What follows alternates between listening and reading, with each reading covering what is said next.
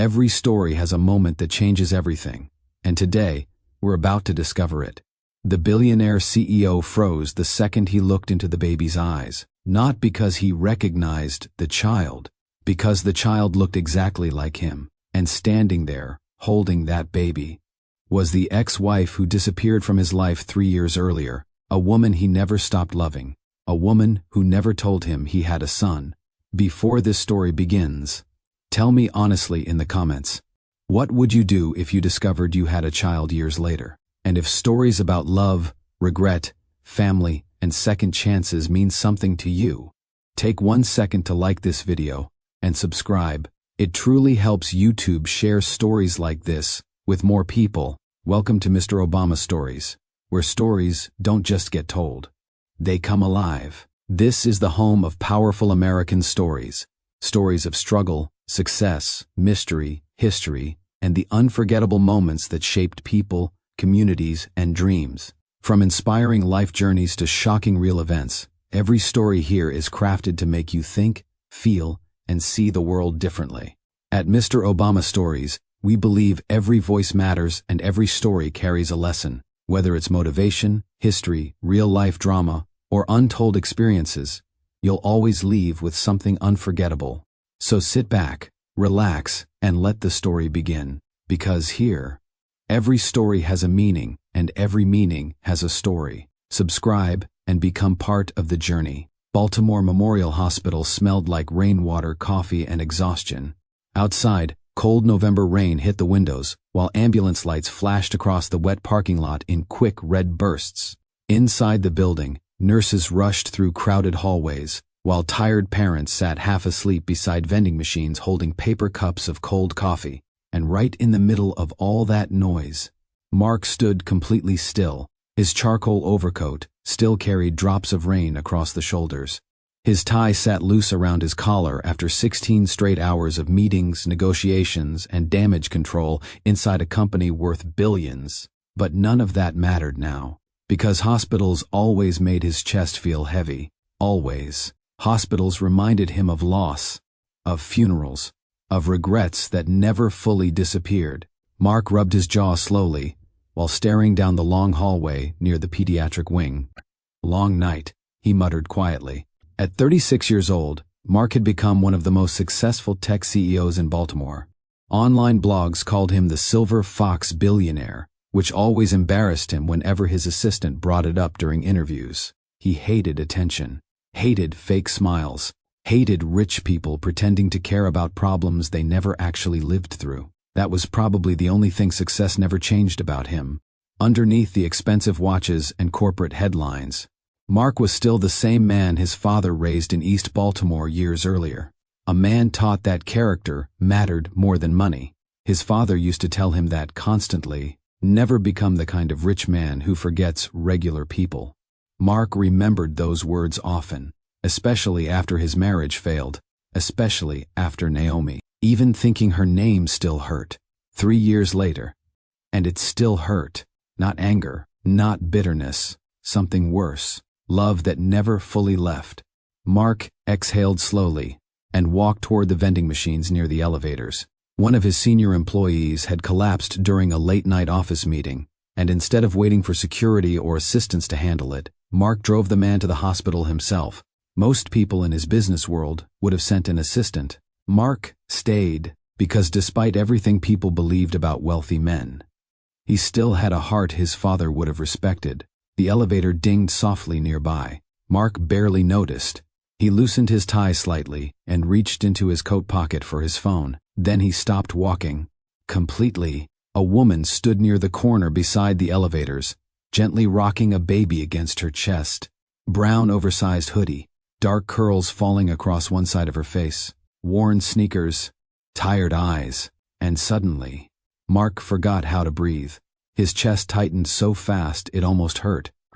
"No way," he whispered. The woman slowly looked up, and the second their eyes met, the entire hallway disappeared around them. Naomi. For one dangerous moment, every memory came rushing back at once.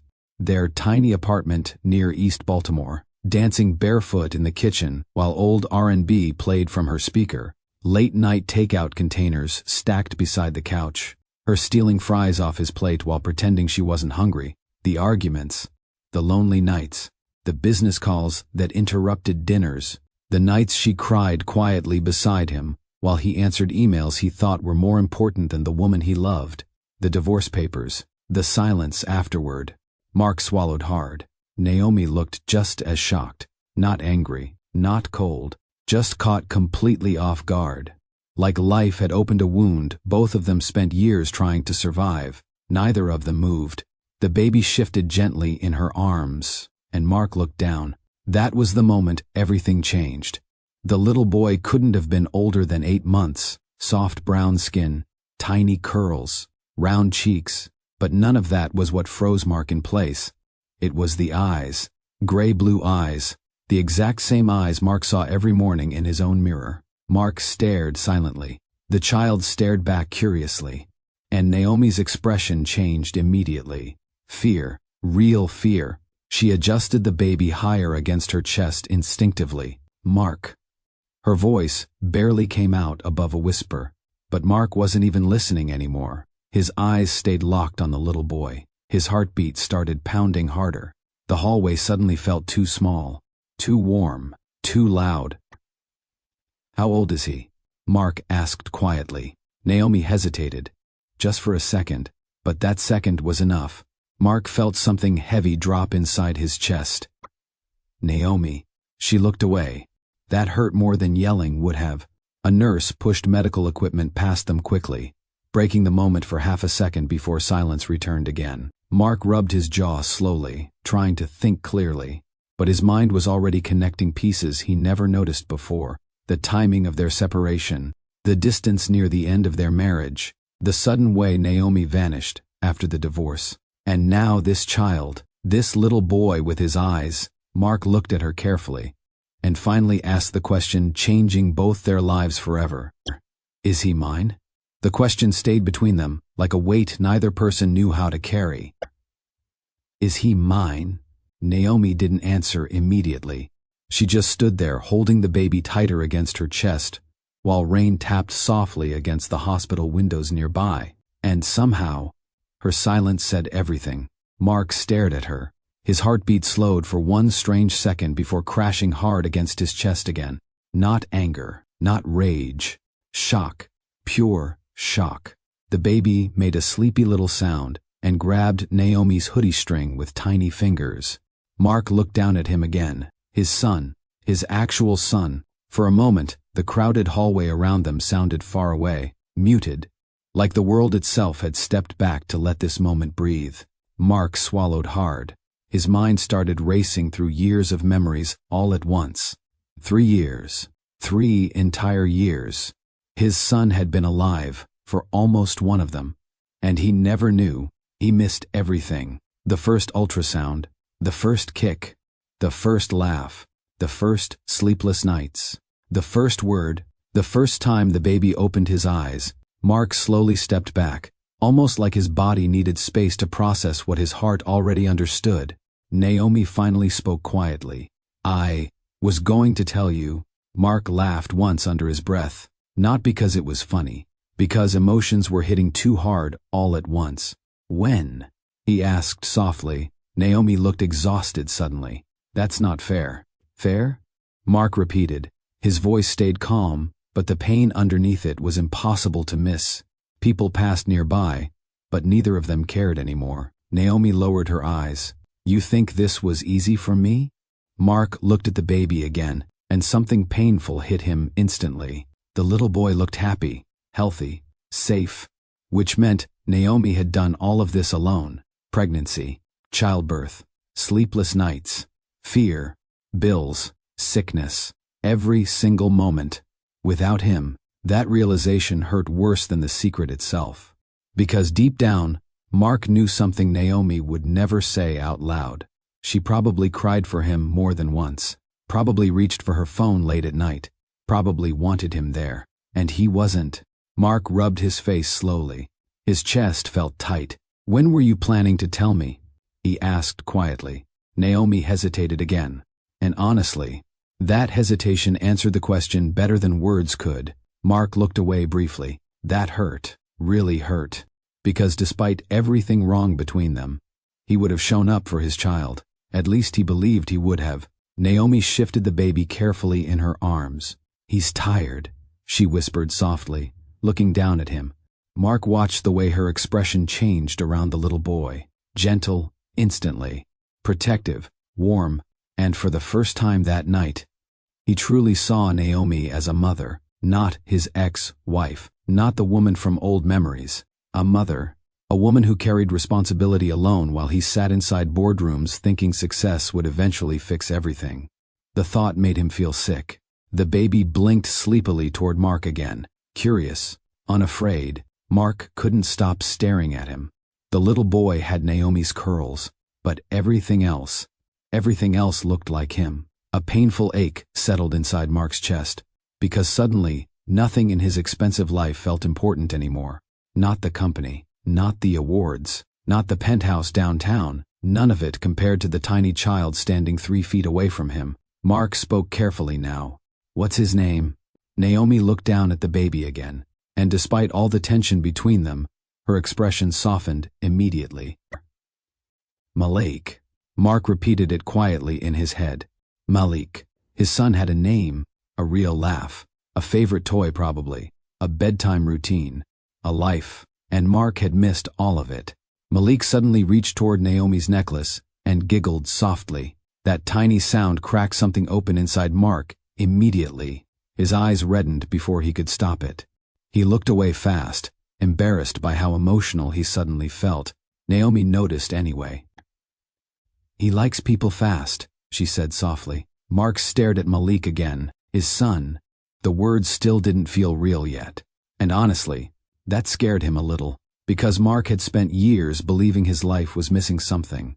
He just never imagined the missing piece was standing in front of him wearing tiny sneakers and holding onto his mother's hoodie string. "You should have told me," Mark whispered. Naomi's jaw tightened slightly. "And you should have been home." That landed hard. Hard enough that Mark looked away immediately, because deep down, he knew she wasn't completely wrong. Back then, his company consumed everything. 80-hour work weeks, flights every other weekend, business dinners that lasted past midnight, phone calls during arguments, emails during anniversaries. Mark convinced himself he was building a future for them. Meanwhile, Naomi felt abandoned while standing right beside him. Still, this was different. This was his child. "You didn't trust me," Mark said quietly. Naomi looked at him for a long second before answering, "I didn't trust the life around you." Mark frowned slightly. What does that even mean? Before Naomi could answer, an older woman walked past slowly and smiled warmly at Malik. "Oh my goodness," she said softly. "That baby is adorable." Naomi forced a polite smile. "Thank you." The woman looked at Mark, then back at Malik, and laughed gently. "He looks just like his daddy too." The hallway became painfully quiet after she walked away. Mark almost laughed from the absurdity of it all. Even strangers noticed immediately. Naomi looked emotionally exhausted now, not just tired physically, drained, like she'd spent years carrying something too heavy by herself. Mark studied her more carefully. The expensive handbags she once loved were gone. No makeup, dark circles under her eyes. Only a thin necklace rested against her chest now, but somehow, she still looked beautiful to him, maybe even more beautiful than before, because now she looked real, not the polished version wealthy people expected her to become during corporate dinners beside him. A sudden memory flashed through Mark's mind. Naomi sitting cross-legged on their old couch, eating spicy wings while laughing at reality TV. "That rich people stuff ain't me," she joked once. Mark smiled faintly before he could stop himself. Naomi noticed instantly, and for one dangerous second, the warmth between them returned. Not romance, not fully, something softer, familiar. Then, reality came crashing back again. Mark looked at Malik carefully, and the grief finally hit him properly. His son learned how to crawl without him, probably cried through fevers without him, probably laughed for the first time without him there to hear it. Mark felt sick thinking about it, because money suddenly felt completely useless against lost time. Malik looked toward Mark again curiously, then slowly reached one tiny hand outward. Naomi froze slightly. Mark did too, carefully, almost nervously. Mark extended one finger toward him. Malik grabbed it instantly and smiled. That was it. That tiny moment shattered every emotional wall Mark had left.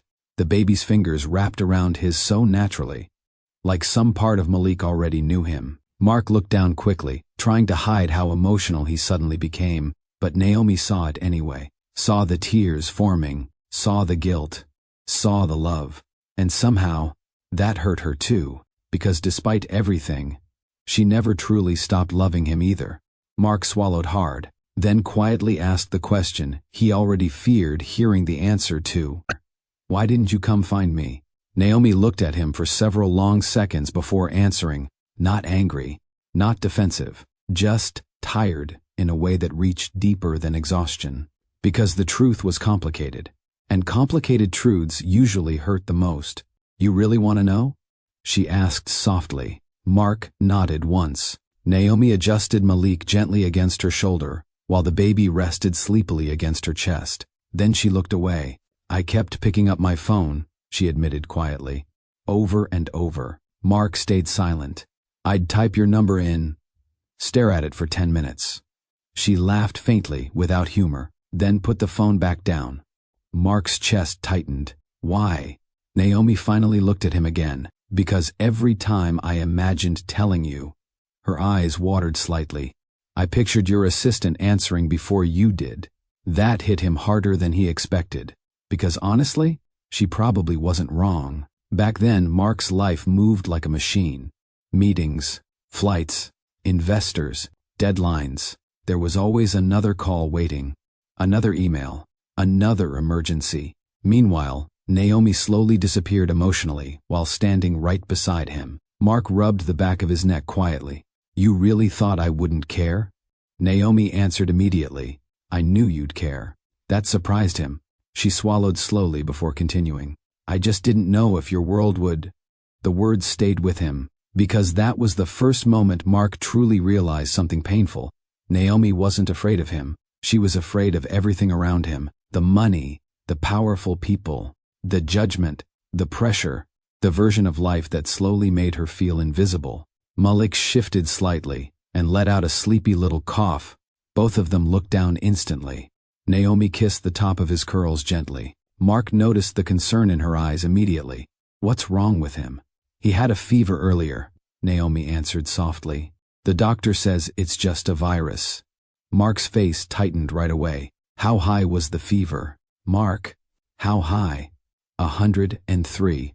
His jaw flexed instantly. "And you brought him here alone?" Naomi blinked.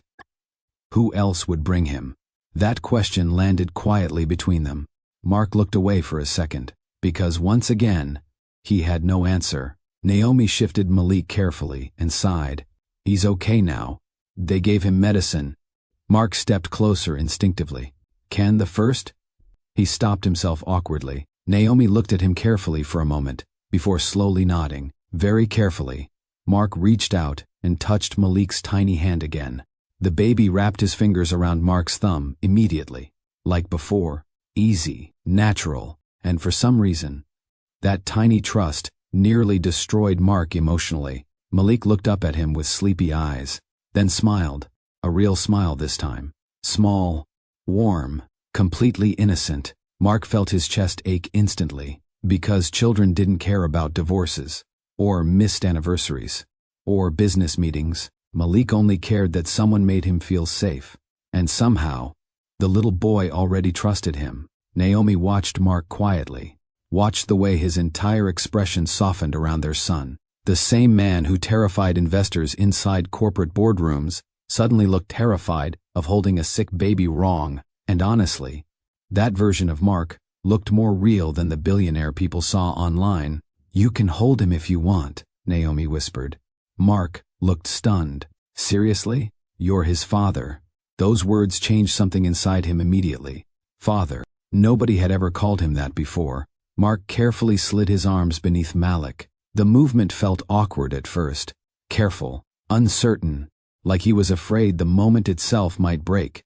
But the second Malik settled against his chest, everything changed. The little boy relaxed instantly against him, tiny fingers grabbing onto Mark's coat. Naturally, Mark froze completely. Soft breath. Naomi saw his eyes redden again immediately, and this time, he didn't look away. The emotion was too strong now. Malik rested his head against Mark's chest like he belonged there. Because he did.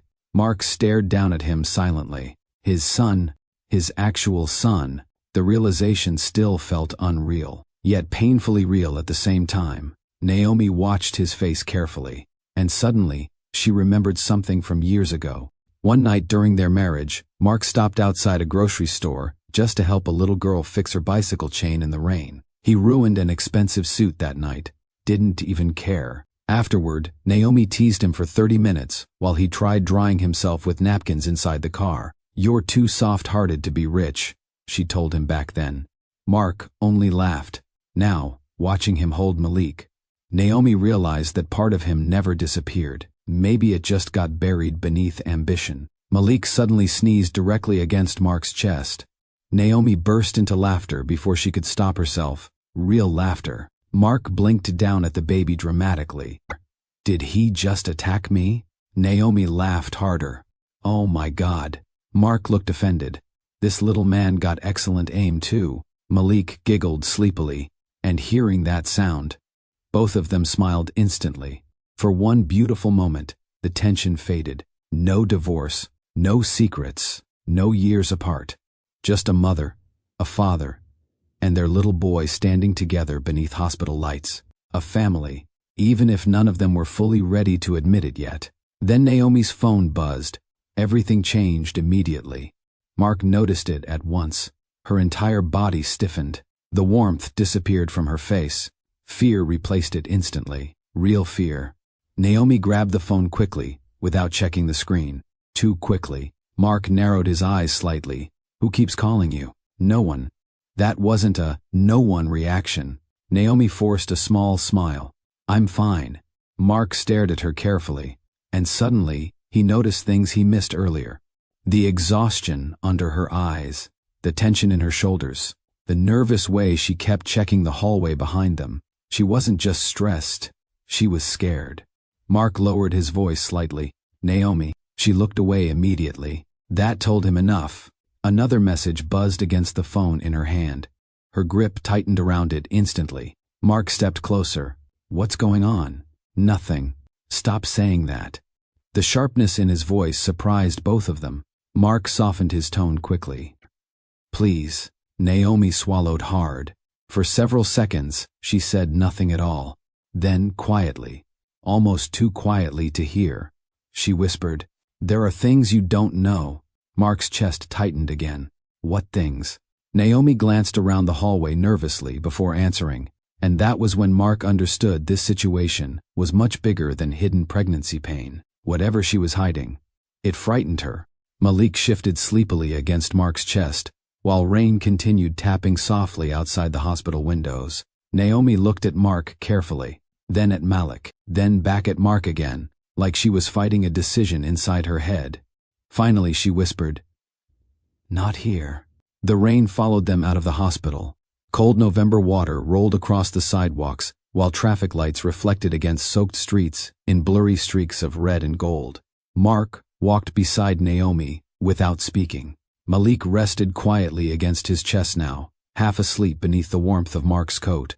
And honestly, the little boy looked comfortable there. That detail affected Naomi more than she expected, because children usually decided very quickly who felt safe. And somehow, after only minutes, Malik already trusted him. Mark adjusted the baby carefully as they stepped into the parking garage.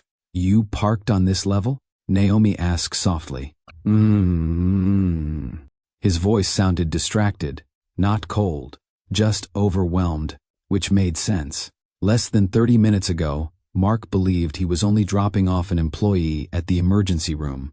Now he was walking through a hospital garage holding the son he never knew existed. Life could change a person fast. The elevator doors opened slowly. Neither moved immediately. Then Naomi stepped inside first. Mark followed beside her, holding Malik carefully against his chest, while soft instrumental music played overhead through old speakers. The silence between them wasn't awkward. It was crowded with memories neither of them fully knew how to touch yet. Naomi leaned lightly against the elevator wall. Mark noticed how exhausted she looked, now that the hospital adrenaline was fading. Not weak, just worn down by life. The kind of tired sleep couldn't fix. The elevator opened into the underground garage. Cold air drifted through the concrete level, while rainwater echoed somewhere nearby. Mark unlocked his black SUV remotely. Naomi looked at it and sighed softly. "You still drive like somebody preparing for the apocalypse." Mark looked confused. "What? This thing looks bulletproof." "It basically is." Naomi laughed under her breath while opening the passenger door. There's the rich man answer. For the first time since seeing her again, Mark smiled naturally, not the polite corporate smile people photograph during interviews, a real one. And Naomi noticed immediately. That smile used to be hers. Back before boardrooms and investors slowly took pieces of him away, Mark carefully secured Malik's carrier into the back seat, while Naomi watched quietly beside him. "You learned fast," she said. Mark shrugged slightly. "I watched the nurse. You copied her." "I prefer the word adapted." Naomi shook her head. "You always do that." "Do what?" "Turn everything into a business skill." Mark laughed softly while closing the back door, and hearing that sound again after years did something strange to Naomi's chest, because she remembered when laughter between them used to be effortless. Now even small moments felt fragile. The rain tapped steadily against the windshield once they pulled onto the road. Downtown Baltimore glowed around them beneath wet traffic lights and passing headlights. Neither spoke for almost a full minute. Mark kept both hands on the steering wheel, while soft jazz played quietly through the speakers. Naomi stared out the window, watching familiar streets pass by. A liquor store they used to visit for cheap wine years ago. The old diner where Mark once burned pancakes trying to impress her after an argument. The harbor lights reflecting across black water. Baltimore carried too many memories for both of them. Finally, Naomi spoke softly. "You still hate driving in the rain." Mark glanced at her briefly. "You remember that? You used to grip the steering wheel like it insulted your family." Mark looked down at his hands. He was doing exactly that now. Naomi smiled faintly. "Still doing it." Mark relaxed his grip immediately. "I forgot." "No," Naomi said quietly. "You just think too much when you're stressed." That one hit close, because she was right. Naomi always noticed small things about him. The jaw tension before difficult meetings, the silence when he felt guilty, the way he rubbed his thumb against the steering wheel while trying not to overreact emotionally. 3 years later, she still noticed everything. Mark cleared his throat softly. "So where are we going?" Naomi hesitated. "My apartment."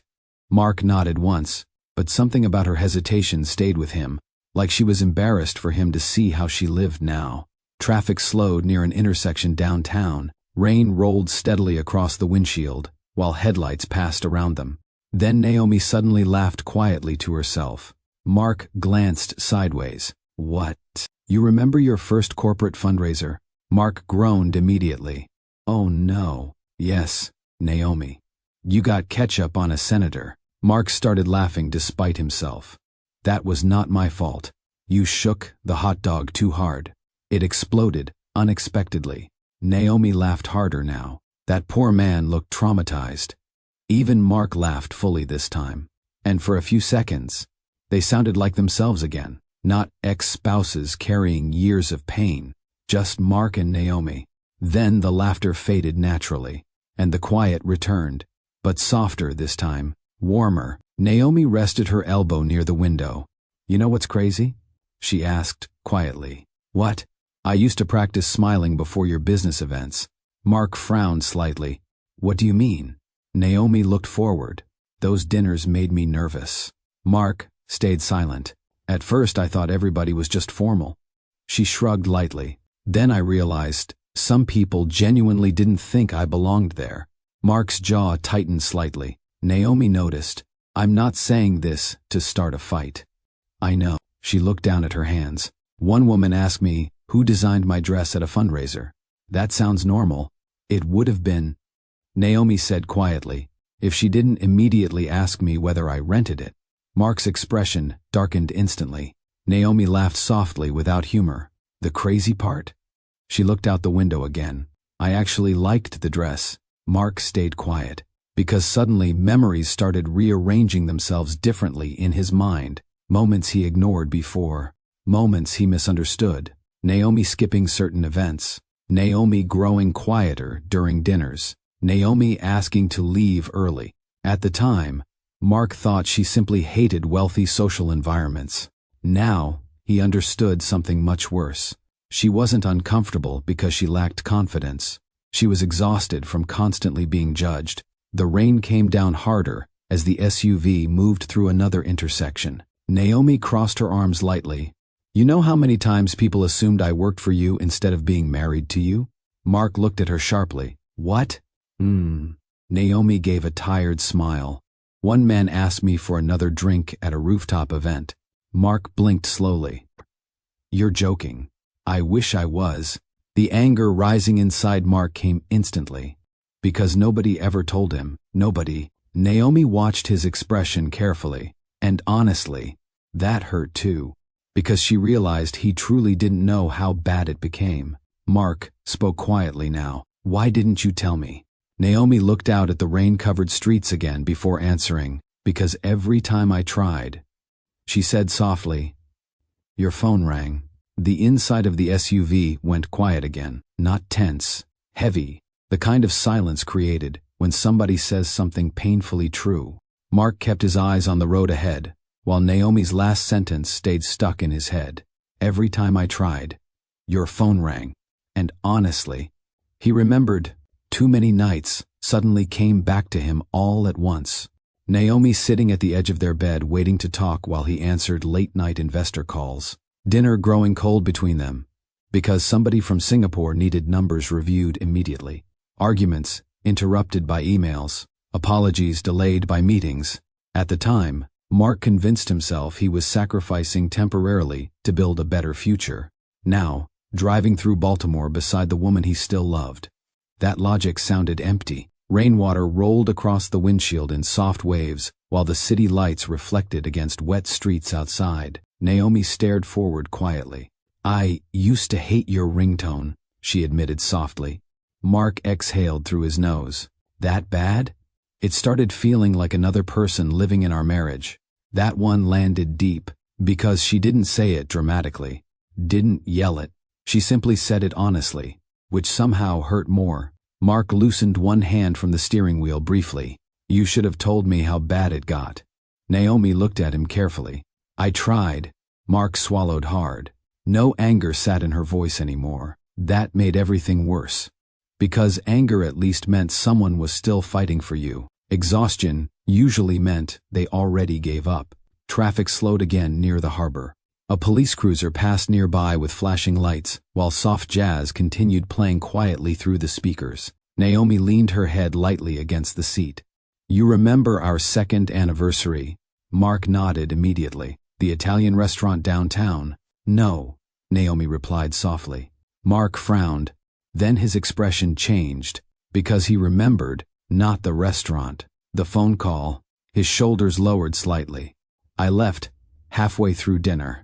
Naomi smiled sadly. You got up before dessert even came. Mark rubbed his forehead briefly. There was a major investor problem that night. I know. That deal kept the company alive. Naomi nodded once. I know that too. The way she answered made Mark's chest ache. Because Naomi never truly hated his ambition. She hated constantly losing to it. The SUV stopped at another red light. Mark looked out at the rain-covered intersection quietly before speaking again. Why didn't you scream at me? Naomi blinked. What? Back then. He glanced toward her briefly. Why didn't you force me to listen? Naomi laughed softly under her breath. You really think I didn't try? Mark said nothing, because honestly, he didn't know anymore. Memory became dangerous when guilt finally entered it. Suddenly, he remembered small things differently. Naomi going silent halfway through conversations because he kept checking emails. Naomi asking, Can this wait? While he held a phone against his ear, Naomi sitting alone at events while he networked across crowded rooms. At the time, he believed he was doing all of it for them. Now he realized Naomi probably felt alone long before the divorce papers arrived. The light turned green. Mark drove forward slowly. Then Naomi spoke again. You know the worst part? Mark glanced sideways. You always came home apologizing. His chest tightened. Naomi smiled faintly, without looking at him. You'd bring flowers, kiss my forehead, promise things would calm down after the next deal. Mark looked away briefly, because he did, every single time. And every single time another emergency appeared. Another investor, another crisis, another excuse. Naomi folded her arms gently. I stopped believing the schedule would ever slow down. Mark gripped the steering wheel tighter. I thought I was being responsible. You were, Naomi admitted immediately. That surprised him. She looked at him carefully now. You weren't a bad husband, Mark. The pain in her voice deepened slightly. You were just never fully there. That sentence sat between them for several seconds, because it was true. And truth usually hurt more when spoken quietly. Malik shifted softly in the back seat. Both of them looked back instinctively. The little boy stayed asleep peacefully beneath his blanket. Mark stared at him for a second longer before looking back at the road. A father. The word still felt unreal in his mind. Naomi noticed the emotion crossing his face again. He likes calm voices, she whispered softly. Mark nodded. He sleeps easier that way. Naomi smiled faintly. You used to talk quietly when I had anxiety attacks too. Mark blinked. I remember. No, Naomi corrected gently. I don't think you do. That one confused him. Naomi looked out the window again. There were nights I sat on the bathroom floor crying while you slept beside conference calls. Mark's chest dropped. What? She shrugged lightly. You were exhausted. Half asleep. Your headset would still be on. Mark stared at her now, because that image physically hurt to imagine. Naomi laughed softly to herself. It sounds pathetic saying it out loud now. It's not pathetic. It kind of is.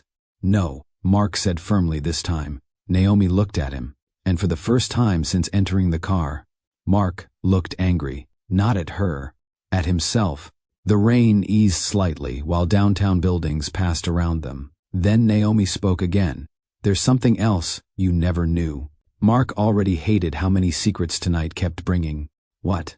Naomi hesitated briefly, then answered, Your mother came to see me after we separated. Mark frowned instantly. My mother? Naomi nodded slowly. She invited me to lunch. That alone already sounded wrong to Mark. His mother never invited anyone casually, especially not Naomi. After the divorce started, Mark's jaw tightened slightly. What did she want? Naomi stared ahead silently for a moment, then finally answered, She offered me money. The air inside the SUV changed immediately. Mark's expression hardened. What? She said, it would help me start over peacefully. Mark looked furious already. How much? Naomi laughed quietly. Enough to make it insulting. Mark tightened his grip against the steering wheel again. And you didn't tell me this? What would have happened if I did? Naomi asked softly. Mark answered immediately. I would have shut that down. Naomi gave him a tired look. Would you? That question hit harder than he expected, because honestly, back then, he didn't know. He spent so much time protecting the company, investors, public image. Would he have fully protected Naomi too? The silence itself became an answer. Naomi looked away again. That's what I thought. Mark felt sick. Naomi. She called my pregnancy a complication. Mark's entire face changed instantly. A dangerous calm entered his expression now. She knew? Naomi nodded slowly. She found out before I signed the final papers. Mark looked completely stunned. And she told you to disappear? Naomi swallowed hard. She said your future couldn't survive certain situations. Mark laughed once under his breath. Cold, disbelieving. My son was a situation? Naomi's eyes watered slightly. She didn't say it cruelly. That somehow makes it worse. The SUV grew quiet again, except for rain brushing softly across the glass. Mark stared ahead. fighting anger carefully now, because beneath the billionaire image, beneath the calm voice and polished appearance, Mark still carried a temper when somebody hurt people he loved, and Naomi knew it. That was why she watched him carefully now. "You don't have to defend me," she said quietly. "I'm not defending you," Mark replied instantly. "I'm defending him." He glanced toward Malik in the back seat, then back at the road, and honestly, his voice lowered slightly. "I'm angry nobody thought I deserved to know he existed." Naomi looked down. "I was scared." "Of me?" "No." That answer came too fast to be fake. Naomi's fingers tightened slightly together in her lap. "I was scared you'd choose them over us." Mark frowned softly. "Them? Your world." The way she said it carried years of pain inside it. The money, the expectations, the image, the powerful people surrounding him. Naomi spent years feeling small beside all of it. And suddenly Mark realized something painful. She didn't leave because she stopped loving him. She left because loving him started hurting too much. The rain finally started slowing as they crossed another intersection downtown. Streetlights reflected across the hood of the SUV, while soft jazz continued playing low through the speakers. Inside the car, neither of them spoke for a little while, not because there was nothing left to say, because too much had already been said. Mark kept replaying Naomi's words in his head. She left because loving him started hurting too much. The thought stayed with him harder than he expected, because part of him always believed Naomi stopped loving him first. That belief made surviving the divorce easier. Now he understood something worse. She still loved him when she walked away. She just couldn't survive feeling abandoned anymore. Mark exhaled slowly and loosened his tie another inch. Naomi noticed immediately. "You still do that." Mark glanced sideways. "Do what?" "Loosen your tie when you're overwhelmed." Mark smirked faintly. "You still analyze me too much. You make it easy." That small exchange softened the atmosphere again. Not magically, but enough to let both of them breathe. Malik shifted softly in the back seat and made a tiny sleepy noise. Both of them looked back automatically, then accidentally looked at each other at the same time and smiled. That part still came naturally. Naomi shook her head lightly. "That's scary." "What is?" "We still do parent reactions together already." Mark looked oddly proud of that. "I have excellent instincts." Naomi rolled her eyes. "There's the ego again. It never left."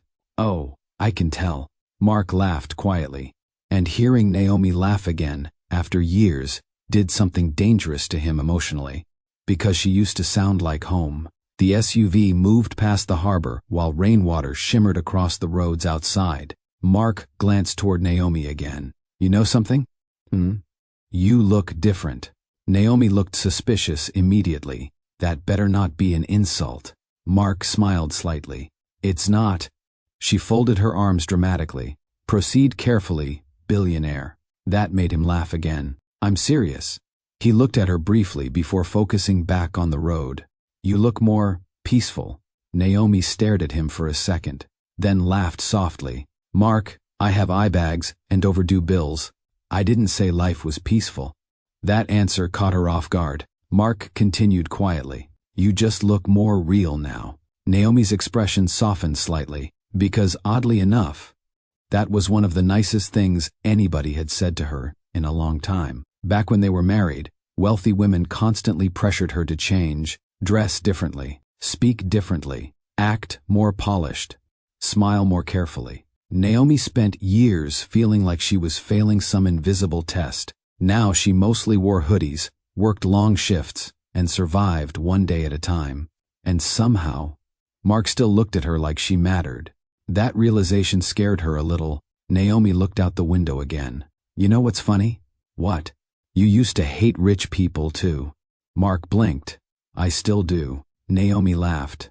"You literally are rich people now." "I'm rich." "That doesn't mean I like rich people." "That makes absolutely no sense." "It makes perfect sense." Naomi shook her head, smiling. "You always argued like an exhausted history teacher." Mark looked offended. "That is oddly specific. You know it's true." He smirked. "Still funny though. Very, The warmth between them grew little by little, careful, unsteady, but real, and honestly.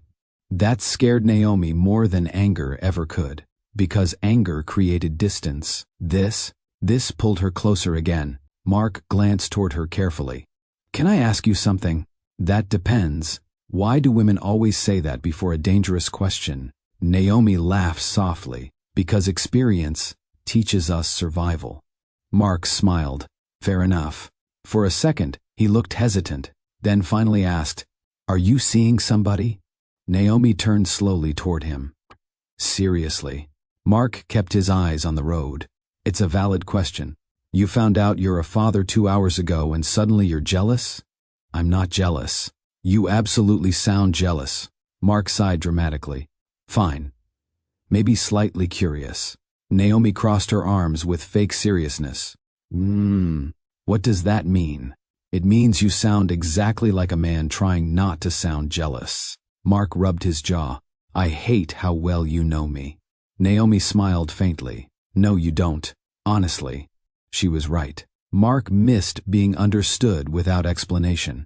That became rare after success. Most people around him listened carefully to his money. Naomi always listened to him. "No," she answered finally. "I'm not seeing anyone." Mark nodded once, but Naomi still noticed the subtle relief crossing his face instantly. "There it is," she teased softly. "What?" "That little relieved look." There was no relieved look. "You're terrible at hiding emotions from me." Mark smirked slightly. "You act like you're emotionally undefeated." Naomi pointed toward him. "I never claimed that." "Good. Because your face gives everything away, too." Naomi laughed under her breath. "Rude. Truthful." She looked down briefly, still smiling. God, she missed this. The teasing, the comfort, the ease between them when life wasn't crushing everything. And maybe Mark felt it too, because his voice softened again when he spoke next. "What about you?" Naomi blinked. "What about me? Did you ever—" He hesitated slightly. "Did you ever think about calling me?" That question changed the atmosphere immediately. The warmth quieted.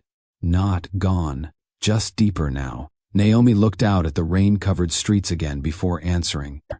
"Every day." Mark's chest tightened instantly. He didn't expect honesty that fast. "Then why didn't you?" Naomi swallowed slowly. "Because I was scared." "Still scared of my world?" She nodded faintly. Then her voice lowered. "And scared you'd break my heart again." That answer hit him hard, because she didn't say it accusingly, just honestly. Mark looked down briefly at the steering wheel. "I never stopped loving you." The confession slipped out quietly, natural, like something his heart got tired of hiding. Naomi froze. The rain brushed softly against the windows, while the city moved around them. For several seconds, she said nothing. Mark didn't take the words back, didn't laugh them off, didn't hide behind pride. He simply drove quietly beside her after saying them, and somehow, that honesty affected Naomi more than some grand speech would have, because this was the first time in years Mark sounded emotionally unguarded. No boardroom voice, no polished confidence, just him. Naomi looked down at her hands slowly, then whispered, "I tried really hard to stop loving you." Mark looked at her immediately. The vulnerability in her eyes nearly destroyed him. Because he believed her. She really did try. Probably during lonely nights, long work shifts, feeding Malik alone, falling asleep exhausted, trying to survive without reopening old wounds. And somehow, despite all of it, part of her still belonged to him too. The silence between them shifted again, softer now, dangerously soft. Mark slowly rested one hand near the center console. Naomi looked down briefly. Then, without fully thinking about it, her fingers touched his lightly. Warm, familiar. The contact lasted only seconds, but both of them felt it immediately. Memories rushed back too fast. Tiny apartments, shared blankets, thunderstorms, late-night dancing in kitchens, holding each other through hard seasons before money complicated everything.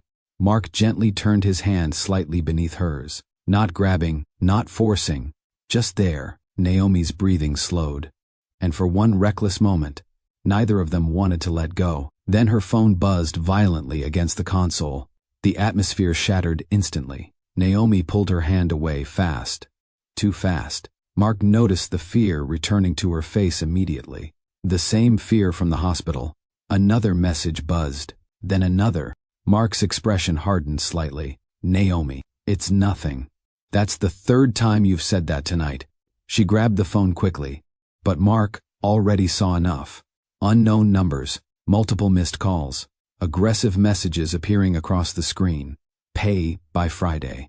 Don't ignore us. We know where you work. Mark's jaw tightened instantly. The warmth inside the SUV disappeared again. Because suddenly he realized something terrifying. Naomi wasn't just struggling financially.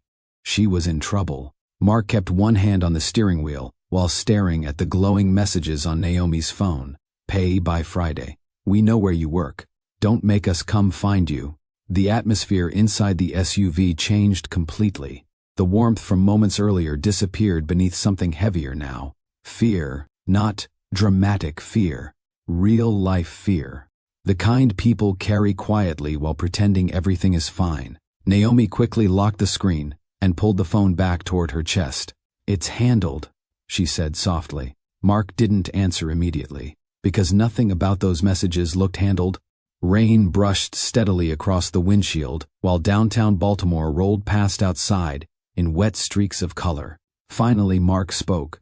How much do you owe? Naomi looked out the window instantly. That's not important. It became important the second people started threatening you. I said I'm dealing with it.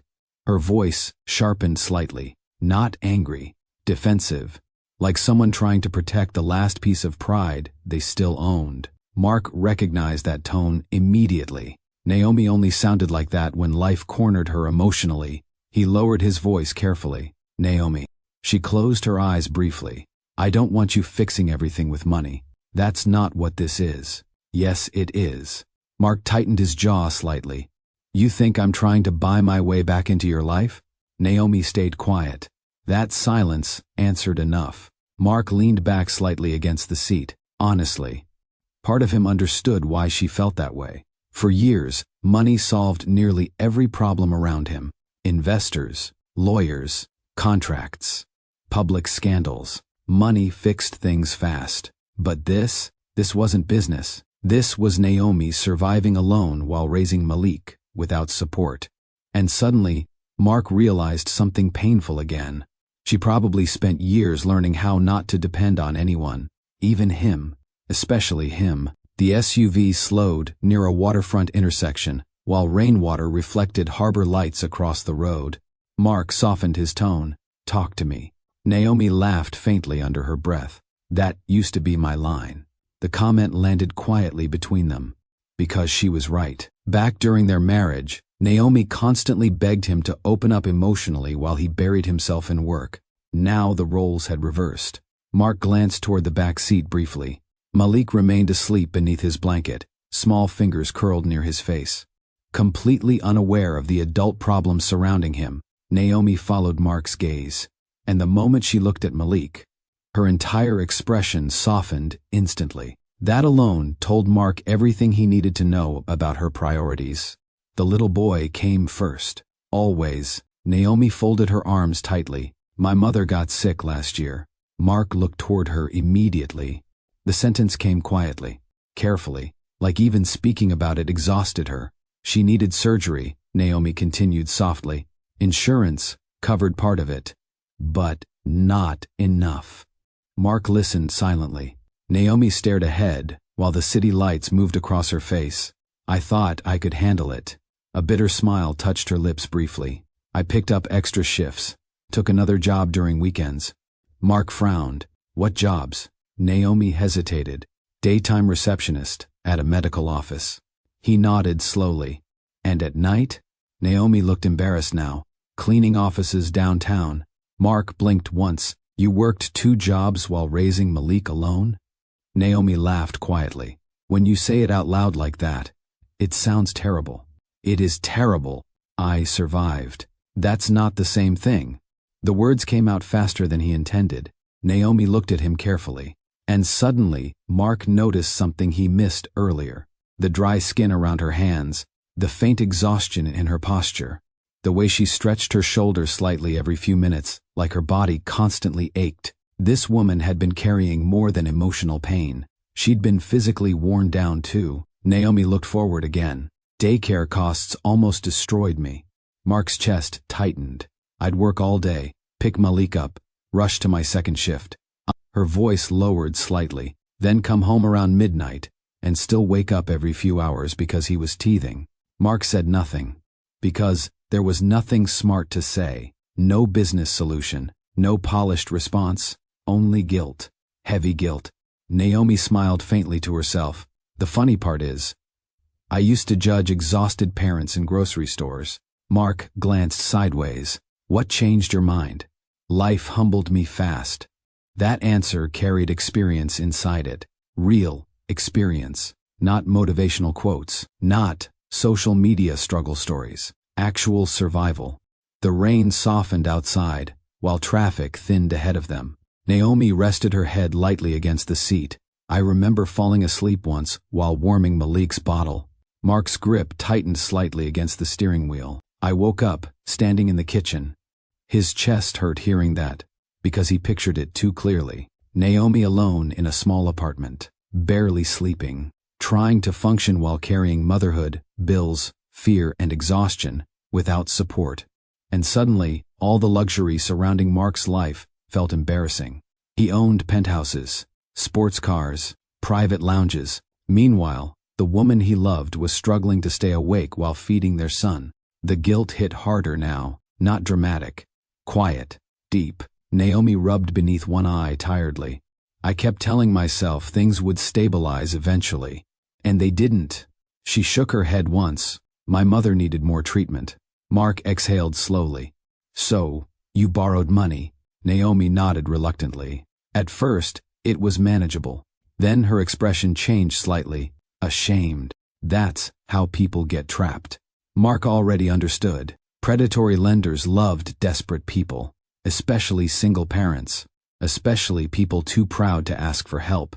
Naomi laughed softly without humor. I missed one payment because Malik got sick. She swallowed slowly. Then fees started stacking. Mark's jaw tightened again.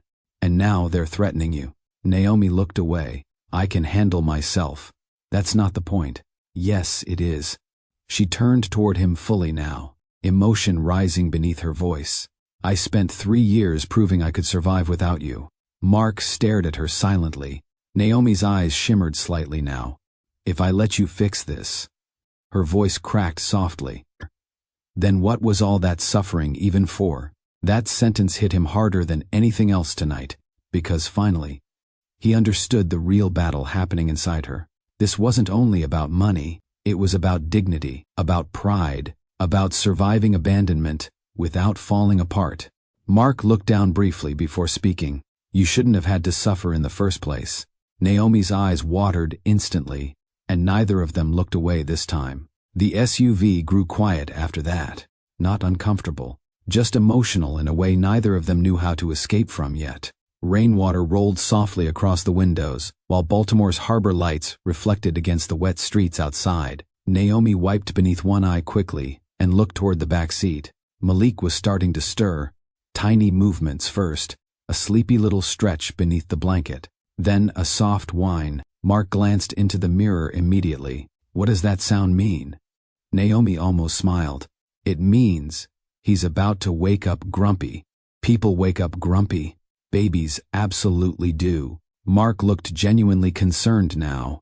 What do I do? Naomi laughed softly despite herself. Why do you sound like somebody preparing for combat? Because I don't know the rules. The honesty in his voice made her chest ache unexpectedly. Because Mark wasn't pretending. He wasn't trying to look cool or naturally perfect at this. He truly wanted to learn. Malik let out another sleepy sound from the back seat. Naomi unbuckled slightly and twisted around carefully. Hey baby, she whispered gently. You okay? The little boy blinked sleepily toward her. Then his eyes moved toward Mark, and immediately, Malik reached both tiny arms forward. Toward him, Mark froze. Naomi noticed instantly. Well, she murmured softly. Looks like somebody made a choice. Mark blinked. He wants me? You sound shocked. I am shocked. Naomi smiled faintly. You're his father. Those words still affected him every single time. Mark slowly pulled the SUV into a quiet parking area overlooking the harbor. Rain tapped lightly against the roof, while distant city lights shimmered across dark water nearby. The second the car stopped, Malik started making impatient little noises from the back seat. Mark looked nervous again. What now? Naomi laughed quietly. You can hold him. Are you sure? Mark. She looked at him carefully. You don't have to ask permission every 5 seconds. He rubbed the back of his neck awkwardly. I just don't want to mess up. Something about hearing that softened Naomi immediately. Because this man managed billion-dollar negotiations without blinking, yet one baby made him nervous enough to second-guess breathing. And honestly, that looked strangely adorable. Mark carefully unbuckled Malik from the seat. The little boy immediately grabbed onto his coat the second he got lifted into his arms. Like he already belonged there. Mark looked down at him silently for a second. Then something shifted across his face. Not shock this time. Something deeper. Recognition. Connection. The little boy rested comfortably against his chest while staring up at him with sleepy gray-blue eyes. Mark swallowed hard. Because suddenly, this felt real, in a completely different way now. Not like shocking news. Not like emotional chaos. Real, warm, human. Malik grabbed Mark's tie curiously, and immediately shoved part of it into his mouth. Naomi burst into laughter. Oh my God. Mark looked horrified. He's eating designer fabric. He's teething. He has expensive taste already. Naomi laughed harder now. Real laughter. The kind she hadn't released fully all night. Mark looked down at Malik dramatically. Listen, little man.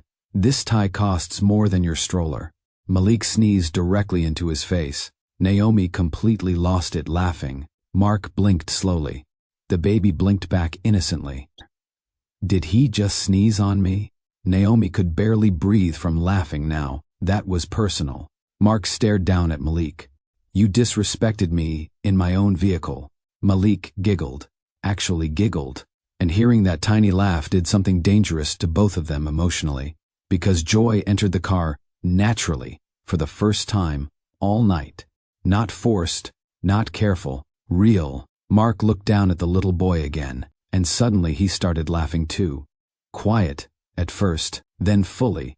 The sound surprised Naomi more than anything, because she realized she hadn't heard Mark laugh like that in years. Not the controlled public laugh, not the polite business laugh. This was different, free. For a moment, he looked younger, like the version of him from before success started exhausting him. Malik touched Mark's jaw curiously, then grabbed his nose. Mark looked deeply offended. Okay, now you're attacking my face. Naomi shook her head, smiling. He does that when he likes somebody. Mark's expression softened instantly. He likes me? Naomi watched them quietly before answering. Yeah. The emotion behind that single word hit harder than she intended. Because she never imagined this moment would happen. Not like this. Not after all the years apart. Mark adjusted Malik carefully against his chest, and this time, the movement looked natural, like his body was already learning fatherhood on instinct alone. Naomi noticed immediately. You're holding him differently now. Mark glanced up. What does that mean? You stopped looking scared. Mark looked back down at Malik thoughtfully, then answered honestly. I think I finally realized he's real. The vulnerability in his voice affected Naomi immediately, because beneath all the money, confidence, and public image, Mark still had a deeply emotional heart. He just spent years hiding it behind work. Malik rested comfortably against him now. Tiny fingers wrapped around Mark's thumb. Safe. Content.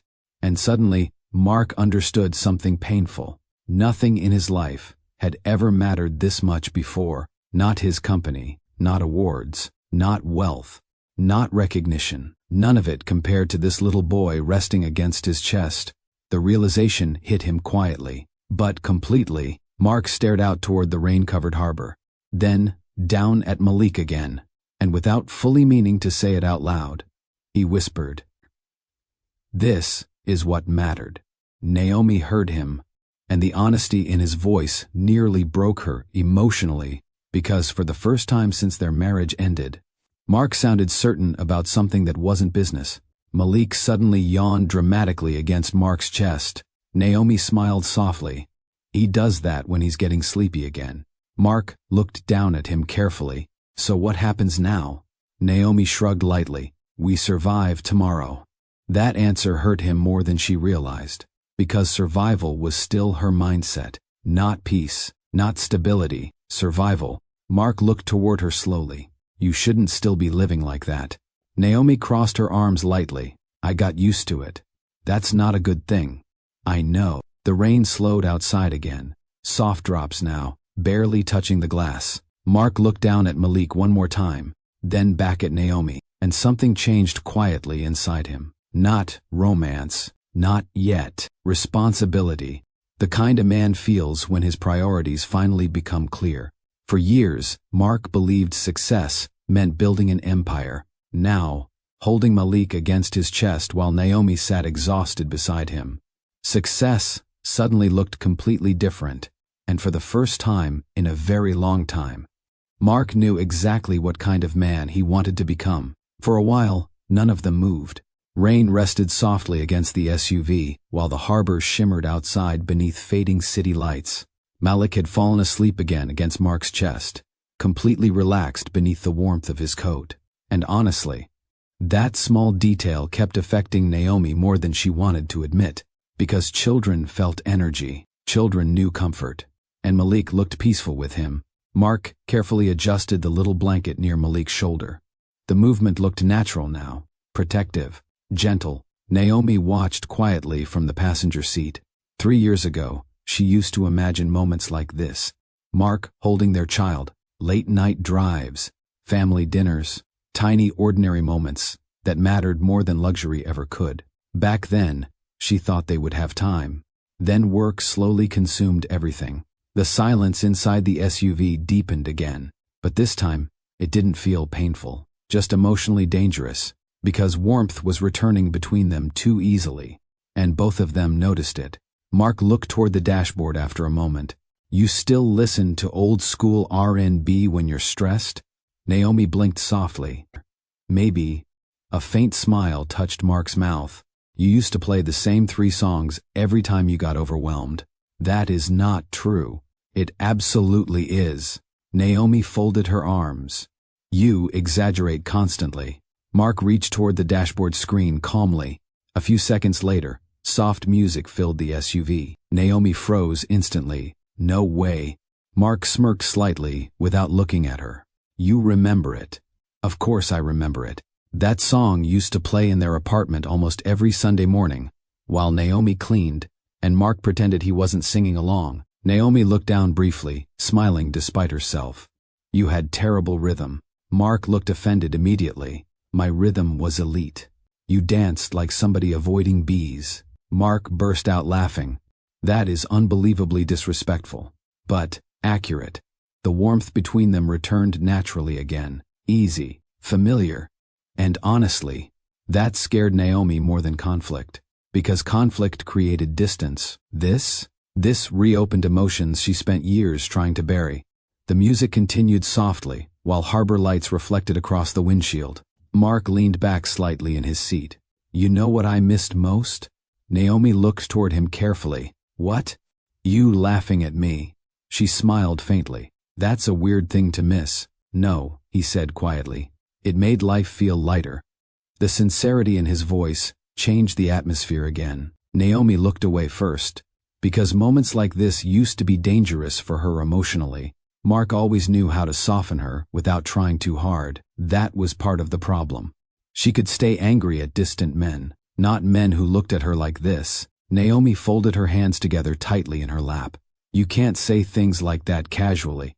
Mark frowned slightly. Why? Because it makes everything harder. He understood immediately. The honesty in her voice made that impossible not to understand. Mark looked down briefly at Malik, sleeping peacefully against him. Then back toward Naomi. I'm not trying to manipulate you. I know. Then what are you afraid of? Naomi laughed softly under her breath. You really want the honest answer? Yes. She looked out toward the rain-covered harbor before speaking. "I'm afraid this version of you disappears again." The words landed quietly, but heavily. Mark stayed silent. Naomi swallowed slowly. "Tonight feels..." She searched for the right words. "Familiar." Mark listened carefully. "You're listening." Her voice softened more now. "You're paying attention. You're emotionally here." She looked down briefly. "That's the man I fell in love with." Mark's chest tightened instantly. Naomi continued quietly, "But I've seen what happens when your world pulls you away." The sentence carried old pain inside it. Not drama. Memory. Real memory. Mark leaned his head lightly back against the seat. "I deserved that." Naomi looked toward him again. "I'm not trying to punish you. I know. And honestly..." She sighed softly. "That's what makes this harder." Mark frowned slightly. "What does?" Naomi's eyes lowered toward Malik. "The fact that I still love you." The words came out so quietly, he almost thought he imagined them. But he didn't. Mark stared at her, and for a second, neither of them breathed. The rain, the music, the city lights, everything outside the SUV disappeared emotionally. Because, after years apart, after divorce papers, loneliness, resentment, and silence, Naomi finally admitted the truth. She still loved him. Mark looked at her carefully now, not rushing, not forcing the moment, just present, completely present. And honestly, that alone affected Naomi deeply, because years ago, presence was all she wanted from him. Mark's voice lowered softly. "I never stopped." Naomi's eyes watered instantly. The emotion hit too fast, too honestly. She looked away quickly before tears could fully fall. But Mark already saw enough. He knew her too well. Always had. Malik shifted sleepily against Mark's chest again. And somehow, that tiny movement grounded both of them before emotions completely overwhelmed the moment. Naomi laughed weakly under her breath. "This child really interrupts dramatic moments perfectly." Mark smiled slightly. "He got that from you." "I do not interrupt people." Mark gave her a look. "You once interrupted me during a speech because I pronounced quinoa wrong." Naomi burst into laughter immediately. "You said it with confidence too." "I still think I was close." "You called it quinoa." Mark shook his head dramatically. "That word was invented to embarrass people." Naomi laughed harder now, and watching her laugh again, really laugh, made something warm settle inside Mark's chest. Because he realized how empty life became without moments like this. Not luxury, not success. This, the teasing, the warmth, the comfort. Naomi slowly calmed her laughter and looked toward him again. Their eyes held longer this time, and the tension shifted quietly. Not playful anymore. Closer, more intimate. Mark's thumb brushed gently against Malik's tiny hand, absent-mindedly. Then Naomi's phone buzzed again. The atmosphere shattered instantly. Her entire body stiffened. Mark noticed immediately. The fear returned to her face so fast, it physically changed her expression. Another buzz. Another message. Then another. Mark's jaw tightened. "Naomi." She grabbed the phone quickly. "It's fine." "No, it isn't." His voice came out firmer this time. Protective. Naomi looked down at the screen briefly, and the color drained from her face. Mark noticed that too. "What did they say?" She hesitated too long. Mark lowered his voice carefully. "Show me." Naomi swallowed hard before finally handing him the phone. Mark read the newest message, silently. "Friday is your last warning." The next one appeared seconds later. "We know about the child." Something cold moved through Mark instantly. Not fear, anger. Controlled anger. The kind that became dangerous when somebody threatened people he loved. Naomi looked ashamed suddenly. "I didn't want you involved in this." Mark slowly lifted his eyes toward her. But something about his expression had changed now. The softness was still there. The love was still there. But underneath it, something protective had fully awakened. He handed the phone back carefully. Then, looked toward Malik, sleeping peacefully against his chest. And finally back at Naomi. His voice came out low and steady. "You're not dealing with this alone anymore." Naomi stared at Mark after he spoke. "You're not dealing with this alone anymore." The firmness in his voice caught her off guard. Not controlling, not performative, certain. And honestly, that certainty scared her almost as much as the threats themselves, because depending on Mark again felt dangerous emotionally.